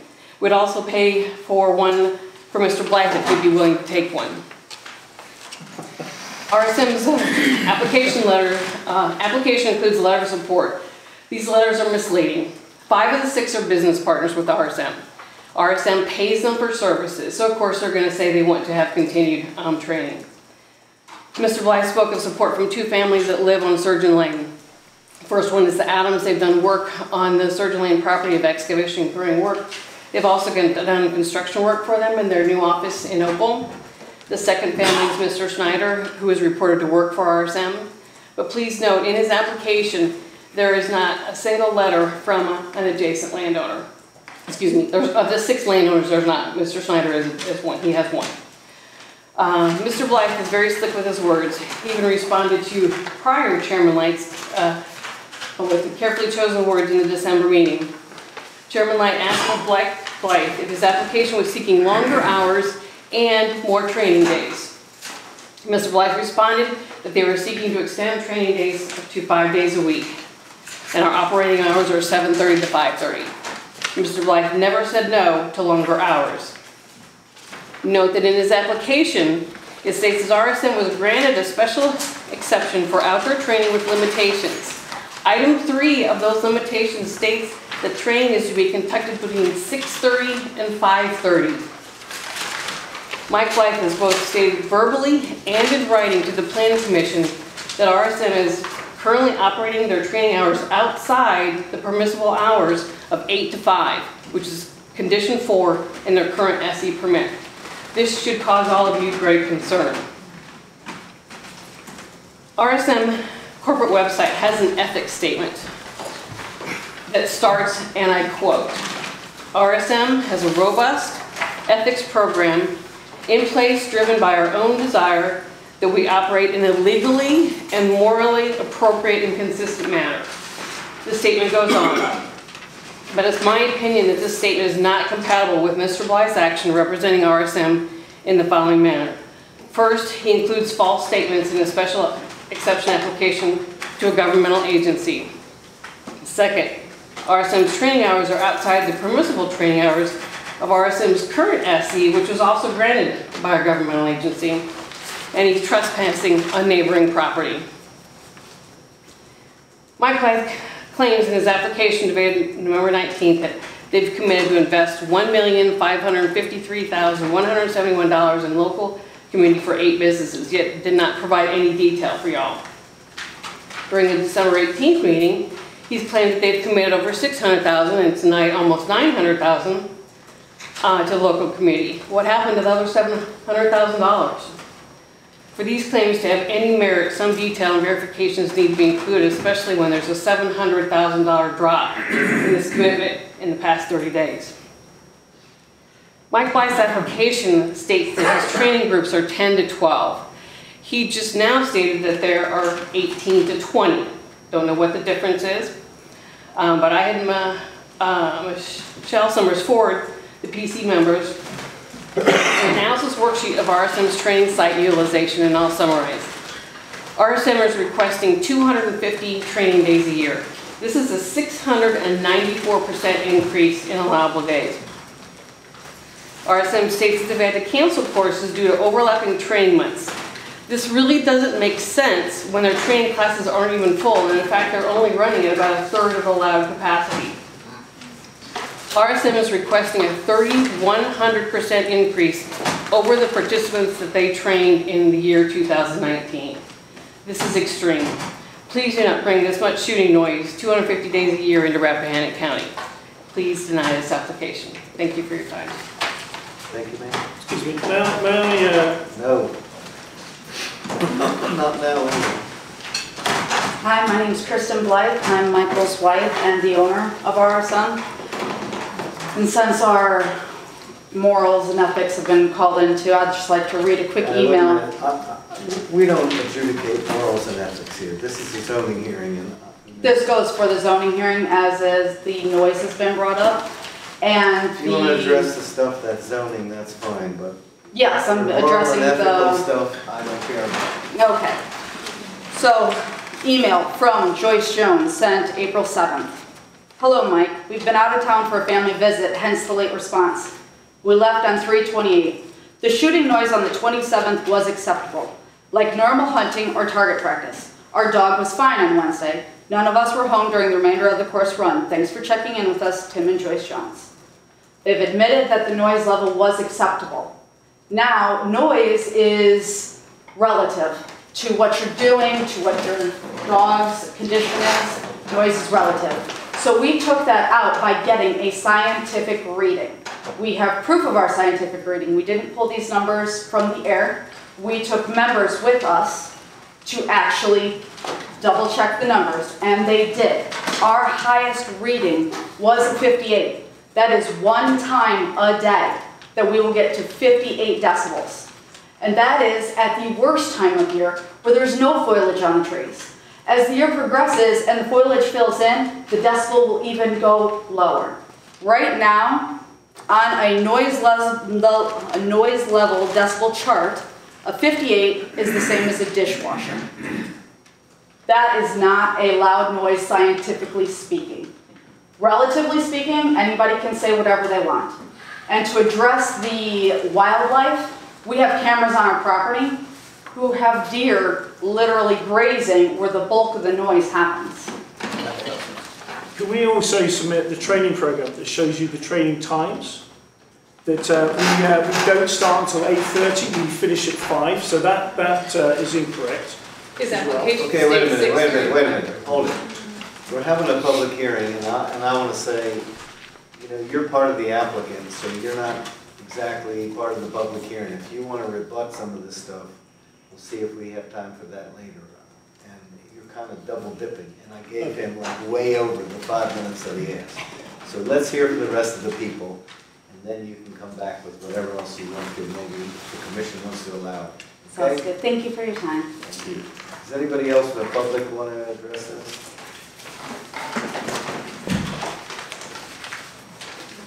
My name is Tom Dean. Having a house built on Sugar Lane. I border the Jackson District. I border at least 200 acres or 200 yards of their property.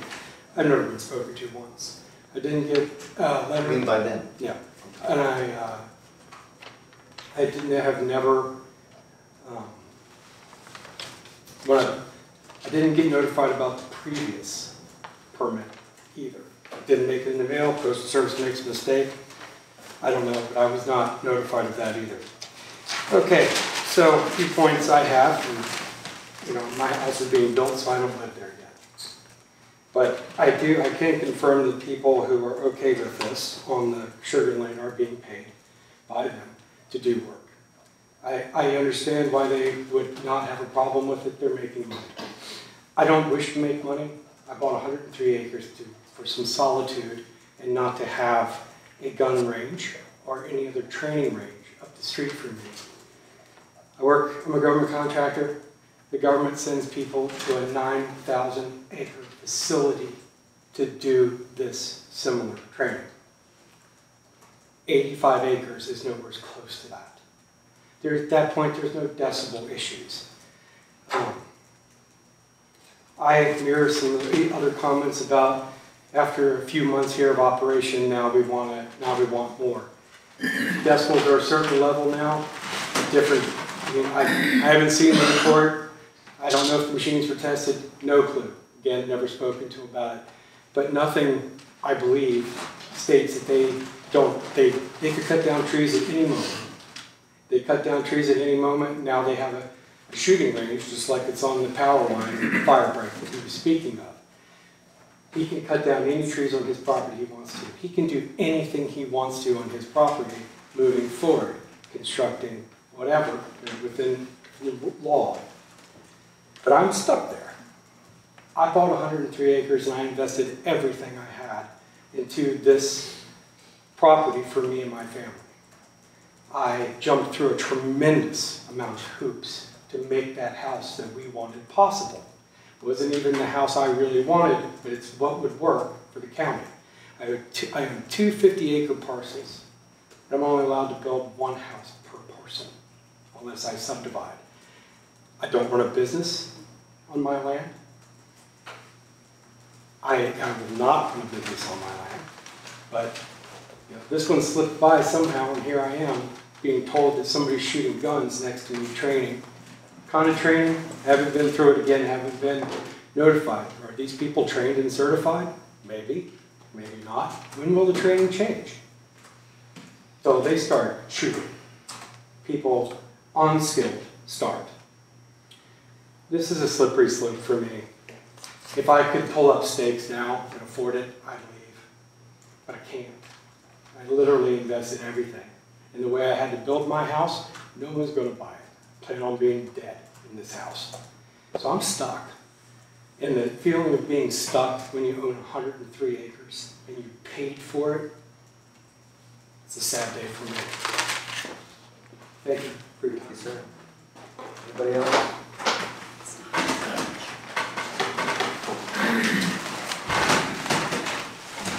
I guess most of you know me. I'm Jack Atkins, Jackson District.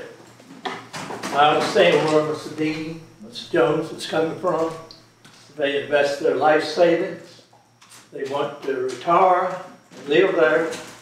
How any of you like to be having a barbecue and hear people hollering and shooting? I own property next to Mr. Anderson, and I can hear it right through Mr. Anderson's property. They agreed to 3 days a month. You need to stick them to it. It goes 5 days a week. Next year he's going to be back and want lodging and who knows what else. I got a similar situation across 211 from me. I know what it is. Thank you. Anybody else?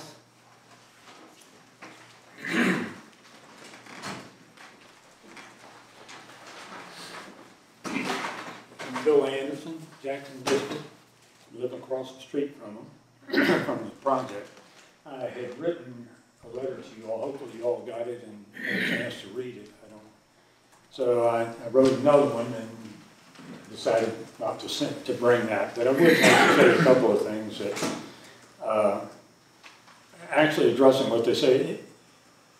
If they're doing this now and they want to increase 7,000 to 8,000 people, now maybe they won't have them in there, but they have the right to do it if this is approved.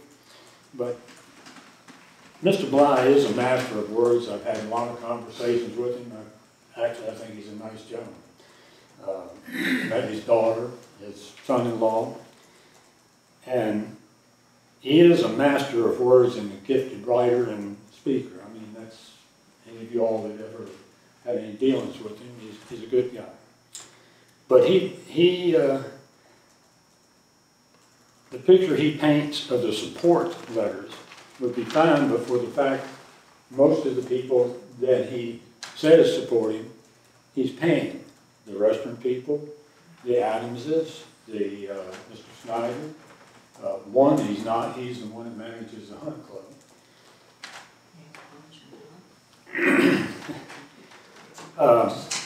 Mr. Bly invites one and all to come and shoot at his shooting range, which is I guess that's really nice, I mean, we live there.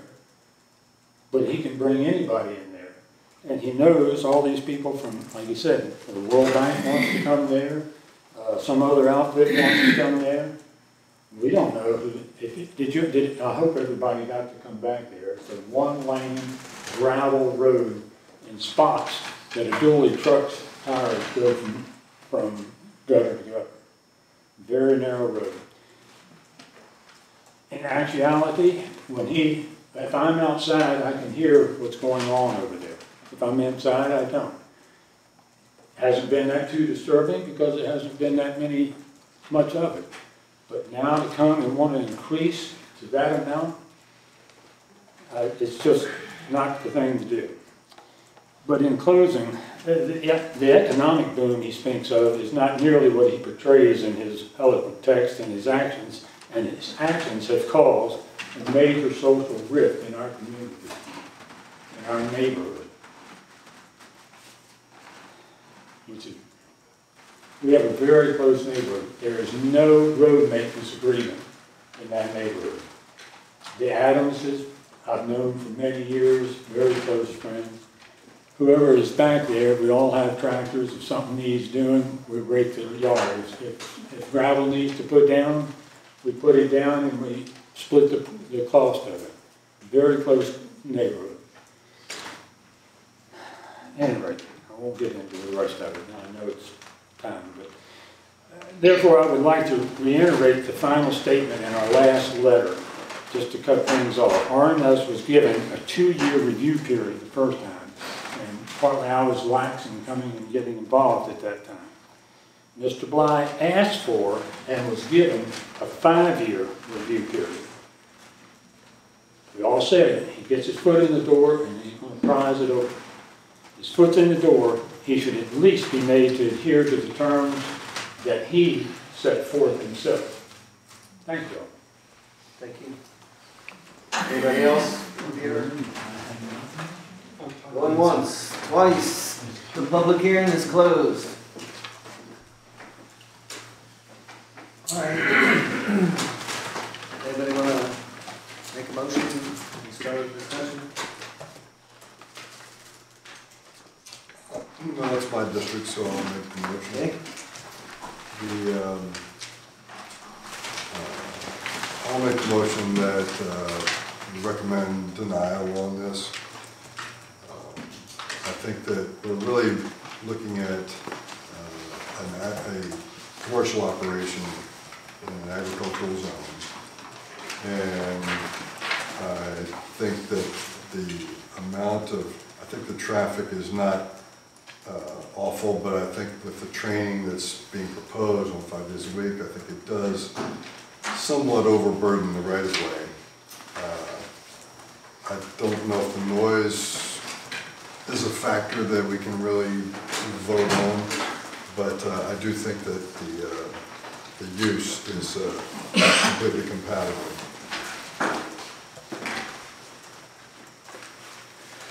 A second.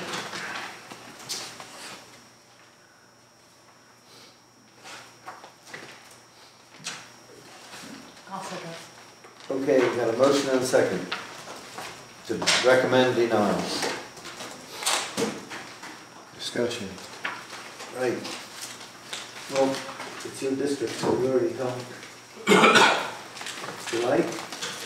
Sure. I guess one thing that I would like to say before you start the discussion is the three of us, and I don't know about you, we're not on the commission when this was considered. Who was? Were you on? No. You were. So only you two were here. And I vaguely recall attending, but I don't recall, have a perfect recall. This didn't come from the BZA, so I don't have a perfect recall of these conditions and so forth and what was agreed to and discussed. So I would like, really, if you, either one of you want to fill in the sort of gap, not only for me, but for the other two new members, of what was the reasoning behind whatever conditions were put on it in the original permit, and kind of focus our attention on, has there been an adequate showing of why those conditions should be either relaxed or released.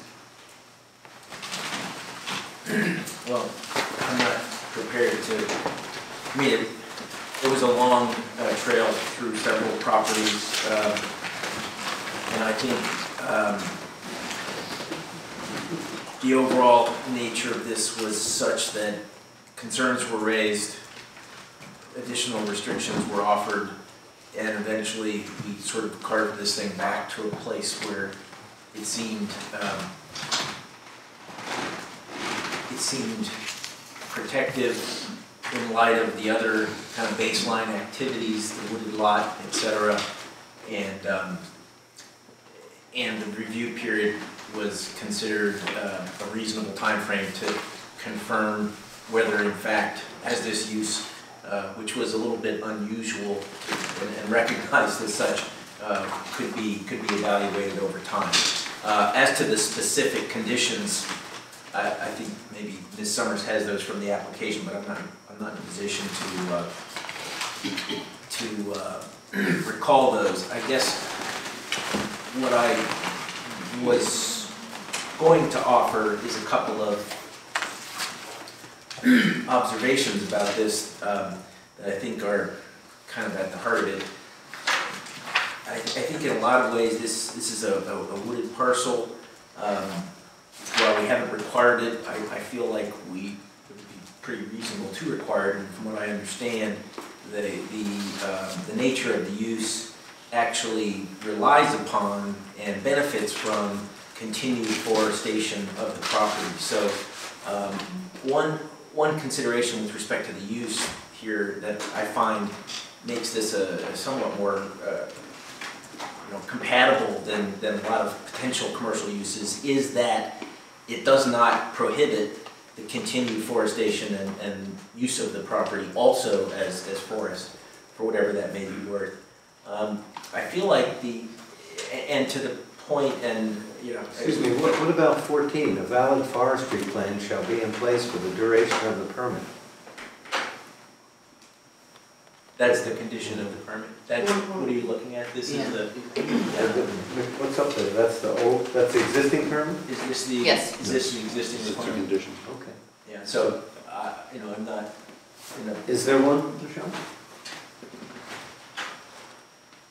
Not that I've seen. Is there one? We understood we had to carry on using it as a forestry lot, as Mr. Knight has indicated as well. I mean, I'm not sure what a valid forestry plan exactly is, but what did the commission have in mind?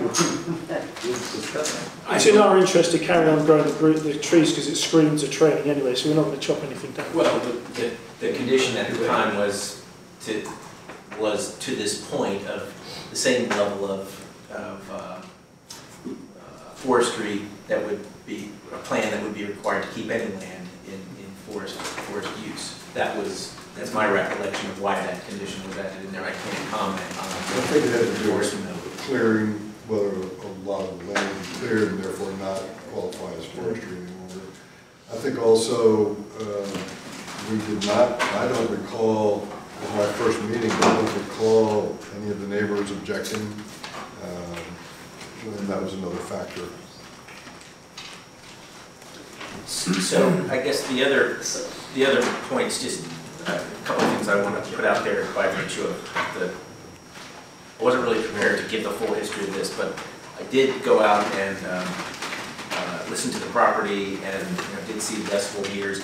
I think the issue there, it seems to me, is whether, what I observed was consistent with what Mr. Blythe has proposed and what the measurements said and the number of shots.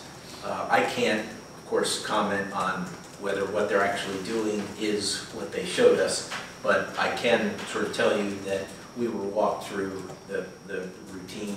I heard it, we heard the decibels.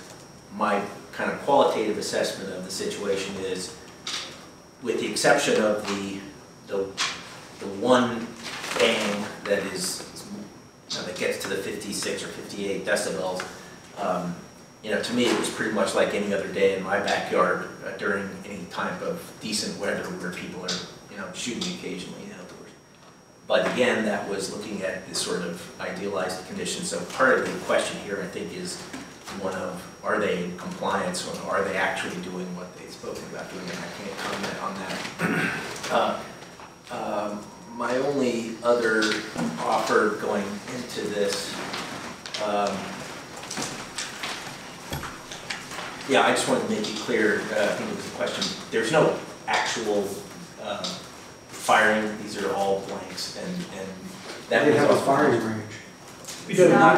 not as part of this, there's no, is allowed. Concerned neighbors. All right, well, folks in the audience, the public hearing's over, so. So I just want to clarify that, again, I think there's questions of what the restrictions are in the permit, and then there's, whether those have been complied with and enforced. And I just wanted to kind of draw a little bit more clarity around those boundaries and those observations. And I'll yield the floor, Mr. Chairman. Okay, so are you for it or against? Well, okay, that was the other point. I mean, the Thank you for question reminding. of So the issue, I think, here is, this is a huge leap. They've gone from a very minimal use to a very significant use. I don't support that elevation, so I'd like to think that, much as was done in the beginning of this application, where there was a lot of work on the part of the applicant to find something that people could live with, I'd like to think that's a possibility here, but I do feel like the request to go from 3 days per month to 5 days per week is a bridge too far. Can I just say? No. Sorry, No. please, can I just? No. Mr. Fraser. I too walked the property with Mr. Blythe back before Christmas, but I can't remember the exact date. 26. Anyway, speaking up loud enough. At the time, I was under the impression that there weren't any of your neighbors really complaining, except maybe the Jones, and that maybe that they were bearing the brunt of the traffic or noise. But it appears that you have a lot of neighbors opposed to this proposal. So I'm just wondering if there's some way that you would ask for us to table it so that you could maybe work out something, maybe not increase the number of days, but just to change the way that you're using it, if that would benefit your, a little bit better. But it is a tremendous leap to go from 36 days a year to over, 200. Okay, well, I don't think I can support that. There's a motion on the floor to recommend denial, and before we vote on it, I'm going to see if there's any sentiment to table it, but let's stick to the motion that's on the floor. So. I'm not a real stickler sometimes unless it's. I mean, for right now, let's. And if, Mr. Chairman, I did misspeak. I looked at the minutes. There was some opposition at that time from the neighbors. Okay. I kind of agree with Mr. Anderson. We came to the table, we came to this agreement to these conditions, 5-year period. I think at least wait that out. And it's been what, just a year? A little bit over. I mean, I feel for you, Mr. Blythe, that you have this opportunity, but to expand your business, I just don't. I agree with Mr. Fraser. That's a big leap. Before you vote, can I just say one last thing? We're not voting yet, but I'll let you say one last thing when I get around to it. This issue. I agree it's a big leap. And again, I appreciate that you're trying to run, the applicant's trying to run a business, but your justification that you had to cancel 4 trainings, but when you're only using 61% of your allowance, I mean, I can see there might be times when there might be overlap, but I don't think what you submitted justifies what you're asking for. It just doesn't. I understand that it's if they want to do it all during a particular season, it'd be nice to have for you, you know, in the warm weather, but that's not what you're asking for.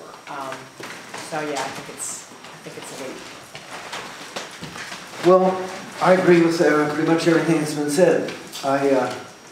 Plus I think that, and we've had these issues in other cases where people agree to conditions. I mean, the previous cases are kind of an example of that. People agree to conditions, and then I guess their circumstances change, and then they want to get the conditions released. And sometimes the conditions were conditions that were kind of a quid pro quo. Are you allowed to say that still? Not the planning commission, BZA. I didn't mean that in a political way. I just meant it, in a Latin way.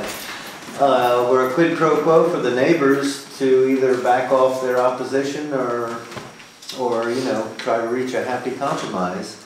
And so I have a real trouble, with, unless there was like some unanimous consent from all the neighbors, I would have a real trouble to change the conditions that I assumed the commission and the board of supervisors put on with good reason, because I wasn't really a part of that, either one of those discussions.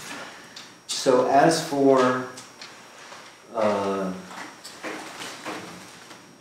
whether to table this or not table, I mean, as far as I'm concerned, I think what the commission ought to do, this is the second time it's come up already. You had, I think, a preliminary review. Where I'm looking now here. You agree now had a preliminary review. And here we are at the public hearing, so I think we ought to make our recommendation based on what we've got. And between now and when it comes up for a public hearing at the supervisor level, if the applicants want to change it, or amend their application, or work something out with the neighbors and tell the supervisors about that, they can certainly do that. But I think I don't want to have another public hearing, and I don't really want to dispose of this. We have other stuff that we have to do, with all due respect. I mean, so we're not cutting you short or anything, but if you heard what the sentiment is. I mean, and I think we should vote on it and pass the recommendation on, and let the supervisors deal with it. If you want to make some amendments or changes, try to work something out, have at it. So I'm going to call for a vote. I guess we have to do a roll call. We're going to do call that. This is for the motion to recommend denial to the Board of Supervisors. Mr. Light? Aye. Mr. Frazier? Aye. Mr. Kohler? Aye. Mrs. Ishii? Aye. Mr. Shulin? Aye. Mr. Connick? Aye. Everybody vote? Okay.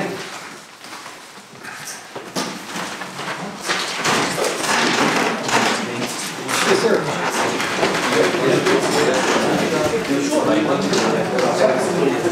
All right, we're going to take about a 5-minute recess.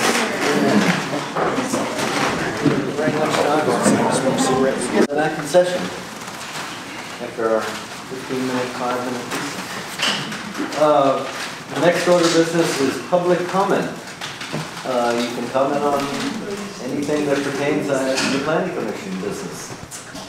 Try to keep it brief because it's getting late. And state your name and your magisterial district. The public comment period is now open. Anybody want to talk? Okay. Oh, yes, sir. Who did this if I did this? Paige going to Jackson District. I have one simple question. You have all this stuff on your plate. How are you going to get all that work done? That's all I want to know. I want to see a plan. I'm sorry, I'm an engineer, a program manager. I want to see a schedule, how you're going to get there. Thank you. Okay.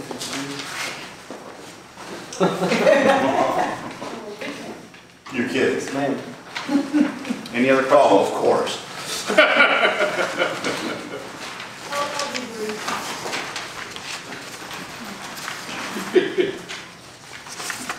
Hi, Sheila Gressinger, Hampton District. since we have some newbies on the board, on the commission this time, I wanted to share something that I did, I showed the commission before, which I still find very interesting. As we're talking about growth in the county and how it's sort of scary about people that might be coming in and destroying our county and everything, I did a map. And the yellow in here is Rappahannock County. And all these black lines are where growth is going to be occurring or has occurred already. John McCarthy made a very concise statement quite a while ago. He said, nobody is going through Rappahannock to get anywhere. So that sort of restricts our growth anyway. Now we do have 211. There's 211 that goes through. But when 66 came and 81, all of those, it siphoned, 66 specifically siphoned growth away from our county. So the things that might have been aren't anymore. I did notice I was on 66 about a month ago, and I noticed a new housing development, very small, out of Strasburg, but it was from a 66 exit. So what we're doing is we have Washington, D.C. here. We have 95. The 95 corridor had a whole lot of growth going on, mainly because you're going from D.C. down to like Quantico and then down to Fredericksburg, but there was nothing in Stafford. But because people were traveling down that way on the East Coast, Stafford just went totally nuts and cuckoo, and so it's totally crazy. If you look at the other one, going out here toward Winchester, and I'm sorry, Leesburg, you have Route 7 that started from Fairfax, went through to Sterling, and then it went on to Leesburg, and so there's all that explosion of growth. Specifically because Loudoun County did not have the zoning, the proper zoning. There was one instance where they were trying to do a bypass, and that's when they started talking about more zoning and started to pull back a little bit. But that's already a done deal. So I think we're protected here, and I don't think we're going to have to worry as much as a lot of people think we really have to. We do have our zoning. We do have the landowners from a long time ago who put conservation easements in. Those conservation easements, there was some talk a while back about what do they entail. We have a conservation easement on our property. It's specifically for agriculture, and it's in perpetuity. So nothing more can be done with that. So there are a lot of conservation easements that have given you the wide open spaces that has given us the potential for the dark skies and the things that we have in our park. So I think we're in a really good position, but we do need to go forward with some kind of economic growth. Thanks. Thank you. Anybody else wish to speak? Yes, ma'am. Yoko Barsky, Hampton District. I just have one request for the planning commissioners when you're working on the comprehensive plan to include one good zoning tax map with existing zonings and then some of the commercial and semi-commercial spots indicated on the map so we know exactly what's where. We don't seem to know what's where. It's very difficult to find out. Only thing we have is the kind of hand-drawn map sitting at Michelle's office with all the colored with highlighters and crayons. It needs to be cleaned up.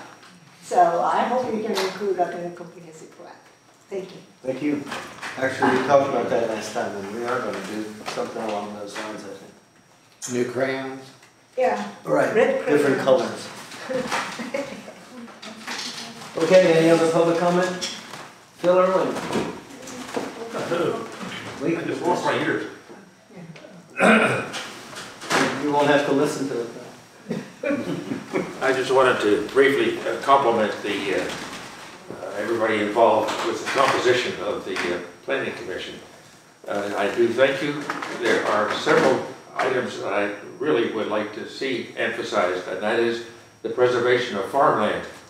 And the best way to do that, of course, as you probably already know, is the conservation easement.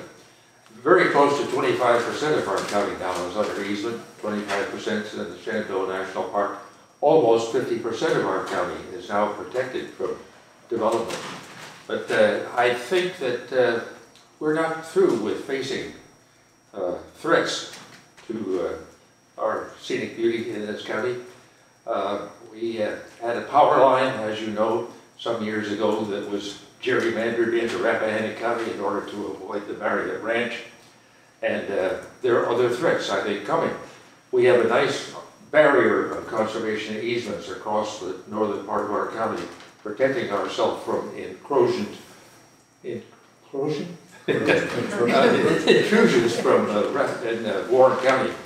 But other threats, I think, are going to be facing our county.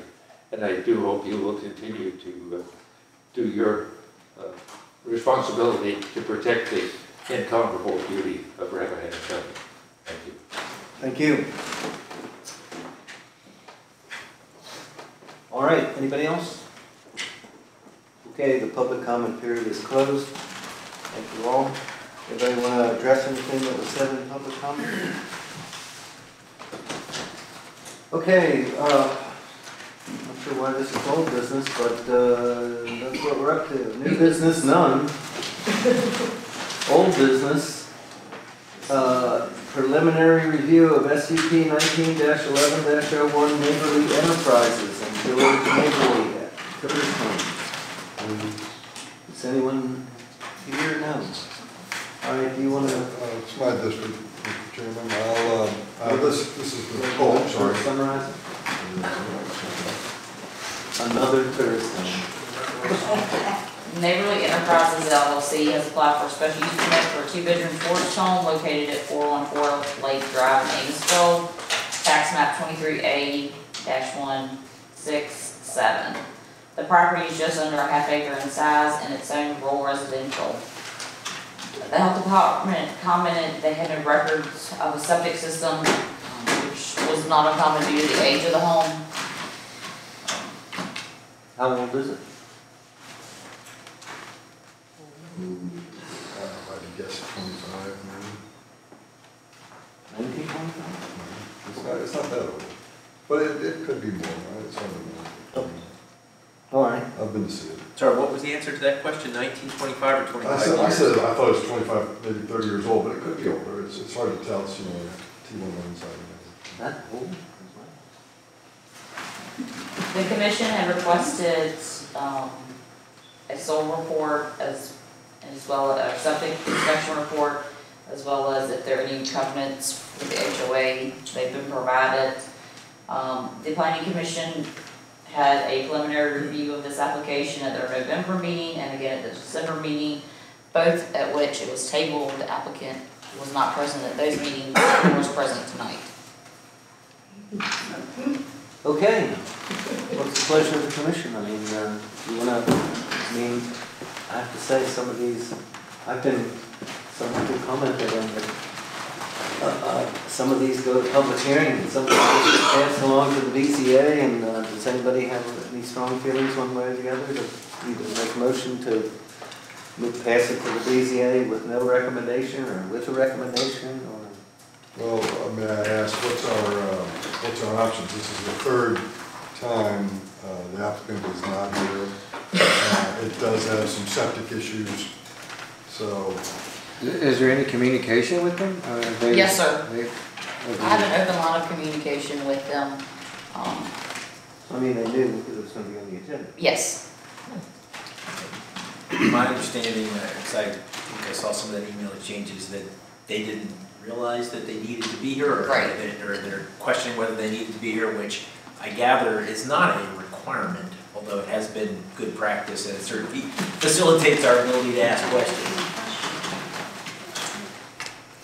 Well, my view of this topic is that, these applications, this is an application of the Board of Zoning Appeals, and it's referred to the Commission for such recommendation, if any, that the Commission wants to make. So we don't have to make a recommendation at all if we don't have an applicant. I'm fine with whatever you and the commission wants to do. Well, I can make a motion to recommend denial based on predominantly the fact that they're asking for 3 bedrooms. As I recall, it's a 2-bedroom house, and it has a 250-foot line septic, with one of the last report from their own septic inspector said that one line was clogged. So they really only have a 50-foot line.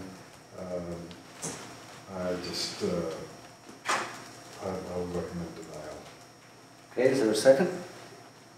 I would second it. Okay, any further discussion? I'd just like clarification again from Michelle. So you have been in contact with this applicant. Yes. Do we know, do they still intend to pursue it? Do they understand it's on the agenda? Do we know what? They still understand it's on the agenda. Whether they still plan to pursue it, they have not answered that.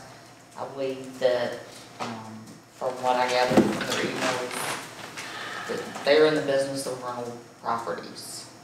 They did not think someone needed to be here to be present to represent this application. So there's a lot of unanswered questions still left. And it hadn't been advertised for BZA, right? No, sir. All right, we got a motion and a second. Any further discussion? Well, just again, being a little newer than some to this process. So I assume our two options, among our two options, are, just to forward it on to the BZA, as you say, David. So in some ways that seems preferable, just to let the BZA address this, but your motion is then, as I understand it, is to recommend denial to the BZA. Well, as I recall, we're asking for a 3-bedroom permit, is that correct? If we got a septic field on it, yeah, they could. I couldn't figure out where it was. It's down between the house and the They said it was 2 bedroom, 2 bath. 2 bedroom. Yes, that's what they're requesting. But one of the lines well, needs to I'm be cleared. Well, I think the,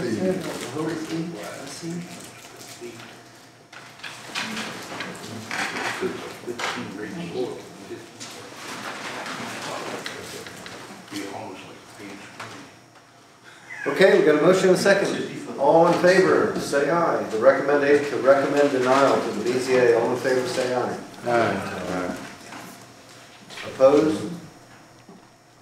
how do you vote, sir? I'll abstain because I'm on the BZA. That brings us back around to the schedule. And so I took the liberty of trying to make up a kind of a 6-month work plan. And I don't know if everyone has had a chance to look at it or not. And I don't know if you're ready to discuss it tonight. I do want to say that, I guess, among other things I would like to say, that I appreciate first of all, the Board of Supervisors of appointing me to the Commission. And I appreciate the Board of Zoning Appeals recommendation, and I appreciate the vote of my colleagues here to make me chairman. And one of the things that I would like to do in the coming year is procedurally, I really want to get the information out, despite the fact that I didn't get this out until 3 or 4 o'clock this afternoon. Things that are going to be discussed, and I'm going to try and work with Michelle and make sure that happens, get things out to people, hopefully at least a week before the meeting, so that everybody's on the same page and has had an adequate opportunity to review it, because you just can't do it while you're sitting at the meeting. And listen to the discussion, and I hope that everybody will do their part to inform themselves and review the material, so that when we get here, we can get right to it. Second, I think our goal, I think we have to set some goals for the year, and Goal number one is obviously to finish up the comprehensive plan. I don't need to lecture anybody about the importance of doing that. I've been doing that for about 5 years, so I think everyone knows what my feelings are. But we've got some things that have been identified as issues, so I've tried to sort of incorporate that. I know Christine Smith was on the board last year, and it seems to me that she had been undertaken to do some revisions or some review of certain chapters, and Mr. Light, maybe in a minute you can kind of enlighten us at where all that is, because I'm not sure. But maybe some of the other new members are not sure. But I've tried to lay this out in a way that made sense to me based on what I know, and if there's anything that is in here that's wrong. But basically I want to try to have, in addition to the regular meeting, at least 2 work sessions a month till we get caught up on this work. And obviously tonight's a perfect example. You know, we had 2 special use or special exception public hearings, and they just take time. And here it is 9:30 and everybody's too tired to really start having a thoughtful conversation about what I think is the most important thing we do, namely the comp plan. So I would like to have some work sessions in the daytime if we can, but if, you know, that's one thing I want to discuss, and how people feel about that. But I think we ought to have either at least afternoon meetings. I know in Fauquier County, to help streamline the special permit application reviews, they meet with the zoning administrator and they do that the afternoon of the meeting. When they get to the meeting, they have the public comment, and then somebody makes it. I mean, it's kind of more or less all decided before that happens, which some people say, well, that's not really fair. And it depends on the circumstances. But anyway, be that as it may, I think we, in terms of the review of the comp plan and the review of the zoning ordinance and other things that we've got to do, I really think we ought to try to do that separately from some of this other stuff and do it in work sessions, and they're open to the public. But we've got to make a schedule and stick to it, or try to. So this is my stab at putting it all down on paper, and I don't know if you want to talk about it tonight, or you want to let it go until next time. But before we maybe just put off doing the actual schedule for the year until the next meeting. But I would like to have at least a couple of work sessions between now and then, as is indicated. So those are my thoughts, and I'll open it up to you all.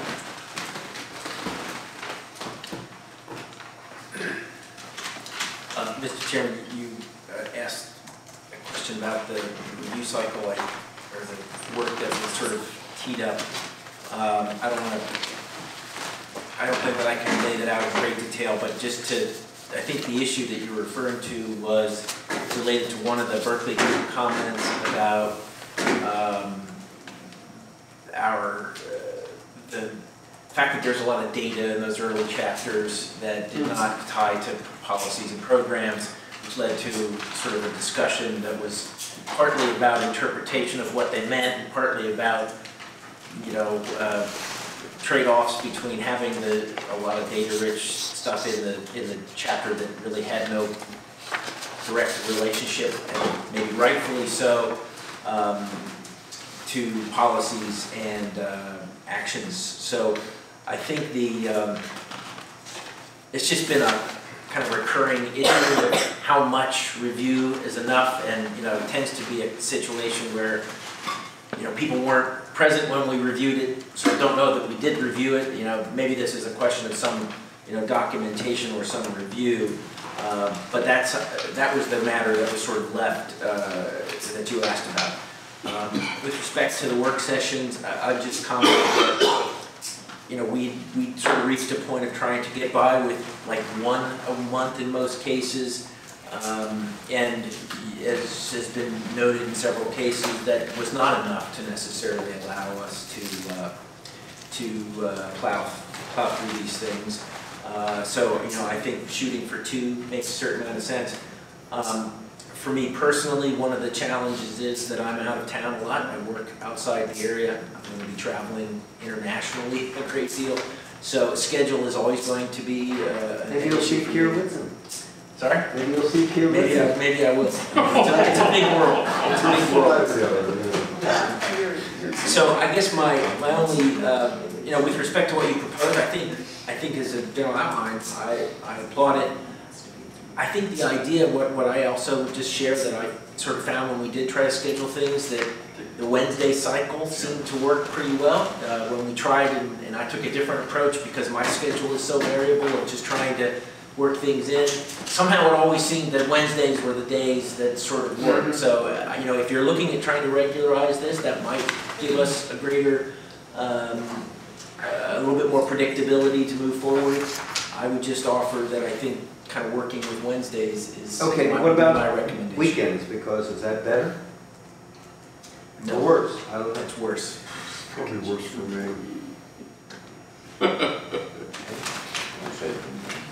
And what about evening or afternoon? You're looking at me, so I'll comment. I'll answer for me personally. Apparently you're the only one who works here. I'm sure that's not the case, Mr. Chairman. It is, my job is very unpredictable. There's a constant struggle. Do you just plan things? Putting it on the calendar isn't going to make me not get interrupted because of business demands. But generally, afternoons are not out of the question for me. I think in the past, actually I believe if I'm recalling correctly, it was Ms. Smith who tended to have a little bit more of a conflict with the daytime meetings. She had a job. Yes, she had a job too.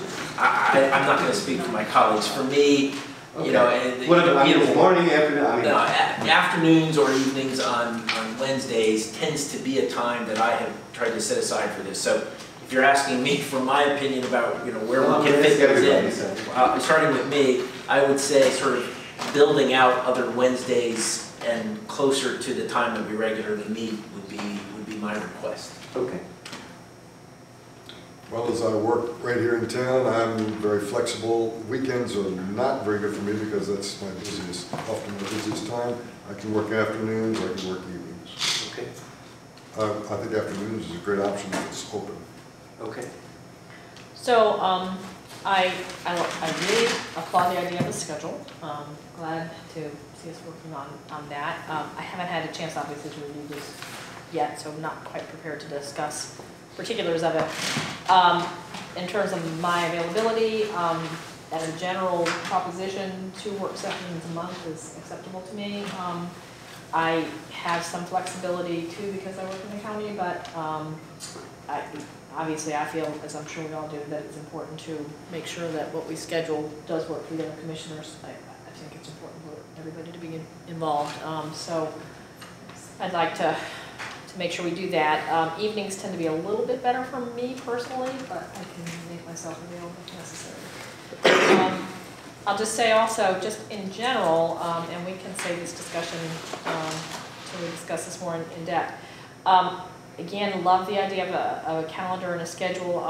I do think, and I'm, maybe have to talk about this, how we fit this in, but I do think some of this work ought to, in my opinion, at least percolate up from the staff level. As I know I've talked to folks about this before, that a process that seems to me worth considering is to have staff come to a work session where we have it scheduled, prepared with recommendations or issues for us, so that they've given sort of their neutral and professional analysis of some of the issues.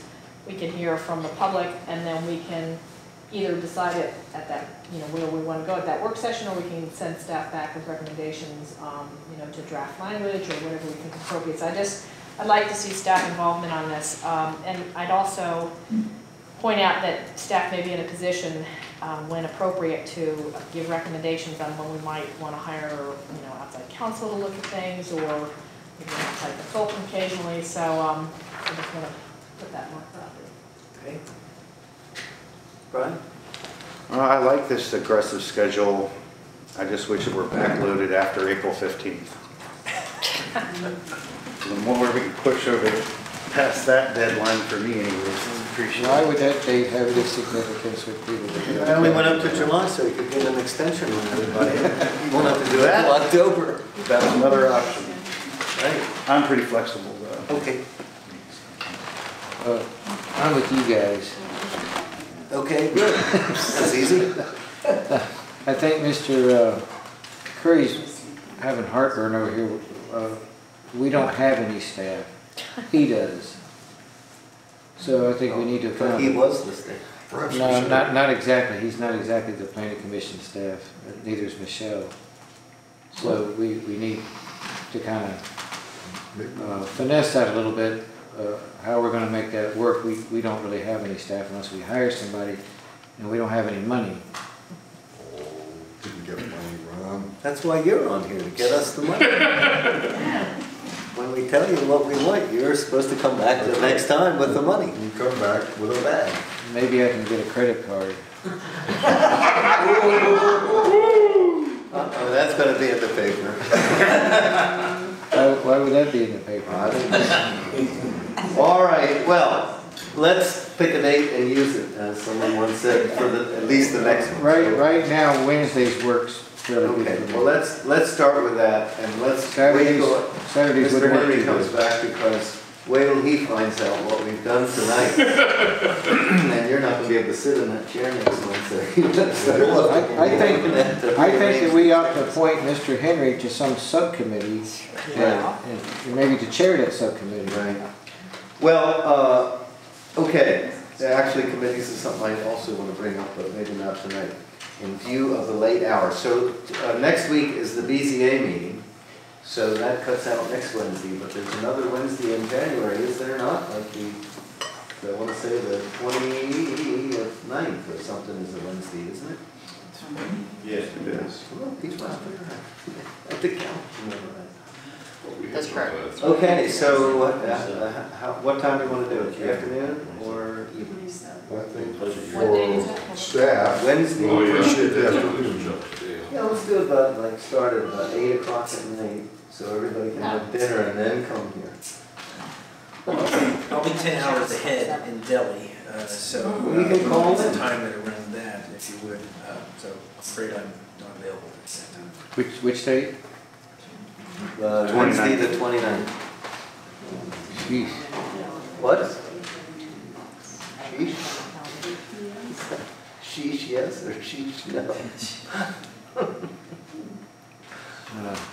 Anniversary's the 28th. It seemed that we got something going on the 27th, now the 28th, and now you're doing 29th. I may not be able to go home for a week. Why? You want to have your anniversary on the Absence makes the heart grow fonder, Ron. All right, what time? 6, 7? I think an afternoon would be preferable, if possible. Well, I don't know, what do you want to do about that? I mean, if some people, you got what we're going to do, so if you have comments, send them in. 4 to 6. Well, can I just say, for my preference, to the extent that we can accommodate the work schedules of members, again, I think it's helpful to have folks here. I don't know that we need to bend ourselves into pretzels around that, but if we know ahead of time that somebody can't be at something, and if we could attend the schedule at the time we can be, that would be useful. Well, how long have you been gone and when are you leaving? I leave the 24th and return the 8th or 9th. We want to say what? Can you telecommute? Yes, to Delhi. I mean, from Delhi to here. You end up doing 2 shifts anyway, but really. So the 24th is when you're leaving? 24th is when I leave, so What day of the week is that? That's Friday. Friday, so next Wednesday. That's out to the BZM, because I do in the afternoon and night. Just get up at 2 in the morning and tie in with your computer, and we'll let you. You can Skype in, right? I think that's like I said, that's the second shift, because that's when all the people in my real office are working as well. I don't want to make this about my schedule, but I do think, there should, obviously you can never accommodate everybody's schedule, but I think this is the challenge of trying to schedule this out. Maybe we could establish some thought that, with reasonable accommodation, we don't schedule something 2 in a row where someone can't show up for something. I mean, I think there's reasonable accommodation here. I'm not I don't want to stand in the way of progress because of my business schedule. Could we consider something like the 21st, even though that's not a Wednesday, in the evening? What day? The 21st, What day of the week? Tuesday. Well, one of the. Tuesday. Yeah, we have to, the earlier, we have to do stuff later because of court, so if we're gonna do it on Tuesdays and Wednesdays. But usually court's over Does that give by. us enough notice time? Well, we could also meet at the library or over at the admin building, couldn't we? Ron's busy. What? No, you're not. Farmland, we're not on there. I could make a meeting on the 21st. Evening probably better than. Do we have notice issues? Well, we're gonna, at this point, we're gonna put out a notice anyway, unless we recess this meeting until then, we'll do that. Still need a notice. Hmm? Still need a notice. So do we have enough time for the 21st? So you are FOIA, we never did that in our FOIA office. No, because this particular week you got Friday and Monday's holidays, and Saturday and Sunday you don't have the 3 days, do we? No, Monday is out. What, demonstration day or something? What day did you leave, Oh. Gary? The day we were- 24th. Friday's St. Jackson and Monday's Martin Luther King 26th. National Holiday. How about Thursday, the 23rd? Dave, do it. Let us know when we're done. What? You do it, let us know when we're done. Do what? Oh, yeah. Why don't we just have 2 people come to the meeting, and then we don't have to worry about the minutes? Well, so, okay, How about see what, Thursday? we're doing good, we only have like 18 more meetings to schedule, and at the rate we're going. Mr. Chair, if Yes, sir. I ask that you at least adopt your regular meeting schedule so we can get that notice, because it sounds like the rest of this could take a while to figure out. I would hate to have a notice issue for when you're ready. That's a really good idea, but we may have to do that. We're not gonna get a meeting notice for the 21st. So the point is, we sort of skipped item D, I think because we wanted to combine these, but that's not the right. What is item D? The Regular meeting. The regular meeting schedule, that was, we skipped on the agenda. Well, right, because I was gonna try and. I understand, but if we can't deal with. All right, the well, part, I think all right, we well, can- great, the regular meeting schedule is the regular meeting schedule, so, somebody make a motion to adopt that. I move that we adopt the regular meeting. Another goal of mine is to keep Mr. Curry happy and smiling in the background. I'm gonna know, he starts moving up toward the front row, so I'm gonna know I must be doing something wrong. He forgot that when you come in late, you have to sit on the front row. That's a requirement. All right, so did someone make that motion? I did. I said a He has to second. sit on the front row. All right, there's a motion and a second to adopt the regular meeting schedule. Any further discussion? Good. All in favor, say aye. Aye. No. Say no. All right, the ayes have it. The meeting schedule is adopted, and I'm sure Michelle or our secretary will communicate that to the appropriate special projects manager to be duly done with whatever they do on RapNet and posting it and all that. Great. So why don't we, so we're back to, we didn't set a date for the work How session. about the 23rd? Thursday, the 23rd. I think that's the first day that we could actually meet a notice on. The day before you're leaving. Yeah, I just feel, I mean, these are tough trips, and I don't have any direct conflict, but I have to reserve that to just deal with all the stuff. If I were going to Delhi on the 24th, then I would. Well, I used to do a lot of international stuff, and I remember the last day was always trying to get down to number 983 on my list of 1,000 things I must do before I go. Exactly. All right. Then it's time to leave for the airport. So I'd be comfortable with the 21st because everything seems possible in 2 days, but the 23rd. But we can't do it, so. We can't do. So since we can't have it, we're just gonna have to, you're gonna have to put in your comments by some other way. So The let's 23rd is the first day that we can make a 3-day notice. Let's go back to the, what did we say, the 29th? Let's do that. 29th at. In the afternoon? Yeah. I think that'd be more preferable to staff. I don't know if the rest of the board can do that though. I have a preference for the evening. I have to rearrange my schedule if we do it in the afternoon. I will do it, but my preference is the evening, but if that's... Okay, so 29th, what time? 2, 3, 1? How long we're gonna meet, 2 hours? Well, judging by last Friday, I have to say I was getting kind of worn out after 2 hours. And 3 hours is kind of the max, wouldn't you say? Because here it is, it's not even 10 o'clock yet, and that's 3 hours. And About 3 to 5. well, if we go over, we go over. Great. 3 Okay. for 2 to 3 hours. No, Where? what? Where? Where? Here. Can we have this? It's It's a- a what day of the week? It may conflict with court. It should be the, right, Wednesday, the 29th at 3 o'clock. Here, and if I'll check with Peggy, tomorrow's only Thursday, so I'll check with Peggy and make sure, and if not, we'll have it at the library. Or we can- We'll figure it out. If we can't have here, we'll get another set. It'll be somewhere in the county. 3, right? 3 p.m. Okay. Any further business? We have come to. So let me just make clear that, so we've agreed to have a work session that day, but we haven't necessarily agreed to this. Well, we haven't agreed to this, but I think we're gonna focus on the things that are in the first box, work session number 2 of January 2020. We're gonna pick up where we left off the other night, pretty much. So we're looking at March before we get to the zoning ordinance amendments, even those that have been worked on? Well, let's talk about that at the work session. I thought about it, and look, nobody's more anxious to get them done than I am, but some people haven't even read them. And so. Well, this is Rappahannock. We don't really read stuff.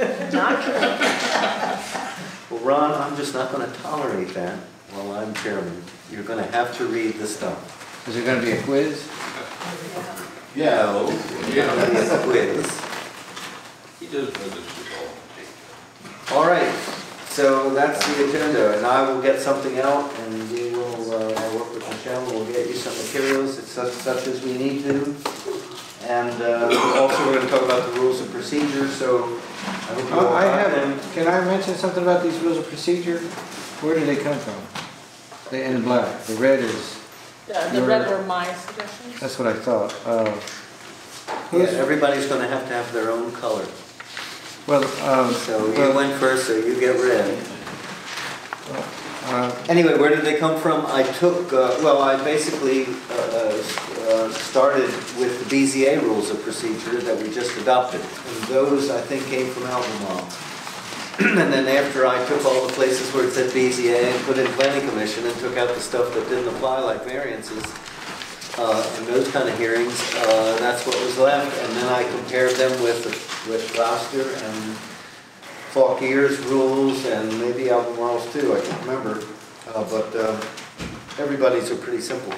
I think Article 6, though, I think that's, I think at the BZA level, whether it's the tribunal, commercial applicants, What are you talking about? Because I don't have it right in front of me. Article 6, what? 6.2, if an applicant is a legal entity, corporation, limited liability company, partnership, trust, etc., it must be represented by counsel before the commission. I think that's a requirement with the BZA. We've never done that at the Planning Commission, and I hate to see that level. No, this came up a few times, and we're not a tribunal. I'm not. No, I think you're wrong. I think there's a case right on point that you are. But I'm wrong. I don't want to say you're wrong. You just haven't read the decisions of the. There's such a thing as. There you go again, using unauthorized that word. practice of law, whatever board, down in Richmond, and there's a case about appearances. What happened was a surveyor or somebody appeared before a planning commission, and that question came up. They can present facts, like the surveyor could come and he could present the facts and the distances and things like that. But when it comes to legal conclusions or legal arguments, they can't do that. So, but the planning commission is a tribunal that qualifies as well. It would be at the Planning Commission or the Board of Supervisors? Yeah, either one. As long as they're only talking about facts, like what time we're going to be open, like what happened tonight, for example, what the hours of operation and things like that. But if you're starting to make legal arguments about, you know, I mean, if you're starting to cite cases or things like that, that's already practicing law, and you can't do that on behalf of a legal entity unless you're... Well, this goes further than that. It can't even be filed except by an attorney, by a counsel. Depends on, well, let me take a look at it, because maybe it's a little too repetitive. So fine, that's why I sent it out. Okay, good point. We'll all take a look at that. And let's Well, I just thought I'd bring it to the attention of the planning commission, because we had never had such legal scrutiny before that we would require that of somebody. That's what happens when you make a lawyer the chairman. I think it's a great start. I do think there's... Anyway, I'm sure there's plenty of other things in there that are either hidden weenies or mistakes. So that's your challenge, that's your quiz, is to find them. Put them in there on purpose. Sometimes I put stuff in there just to see if anybody read it. Yeah, I'm sure you do. And a lot of times, you know what, they don't catch it. So, we'll put some special rules for Frasers and see if we catch them. All right, is there a motion to adjourn? So moved. Second. All in favor, say aye. Aye. Nays, say no. The ayes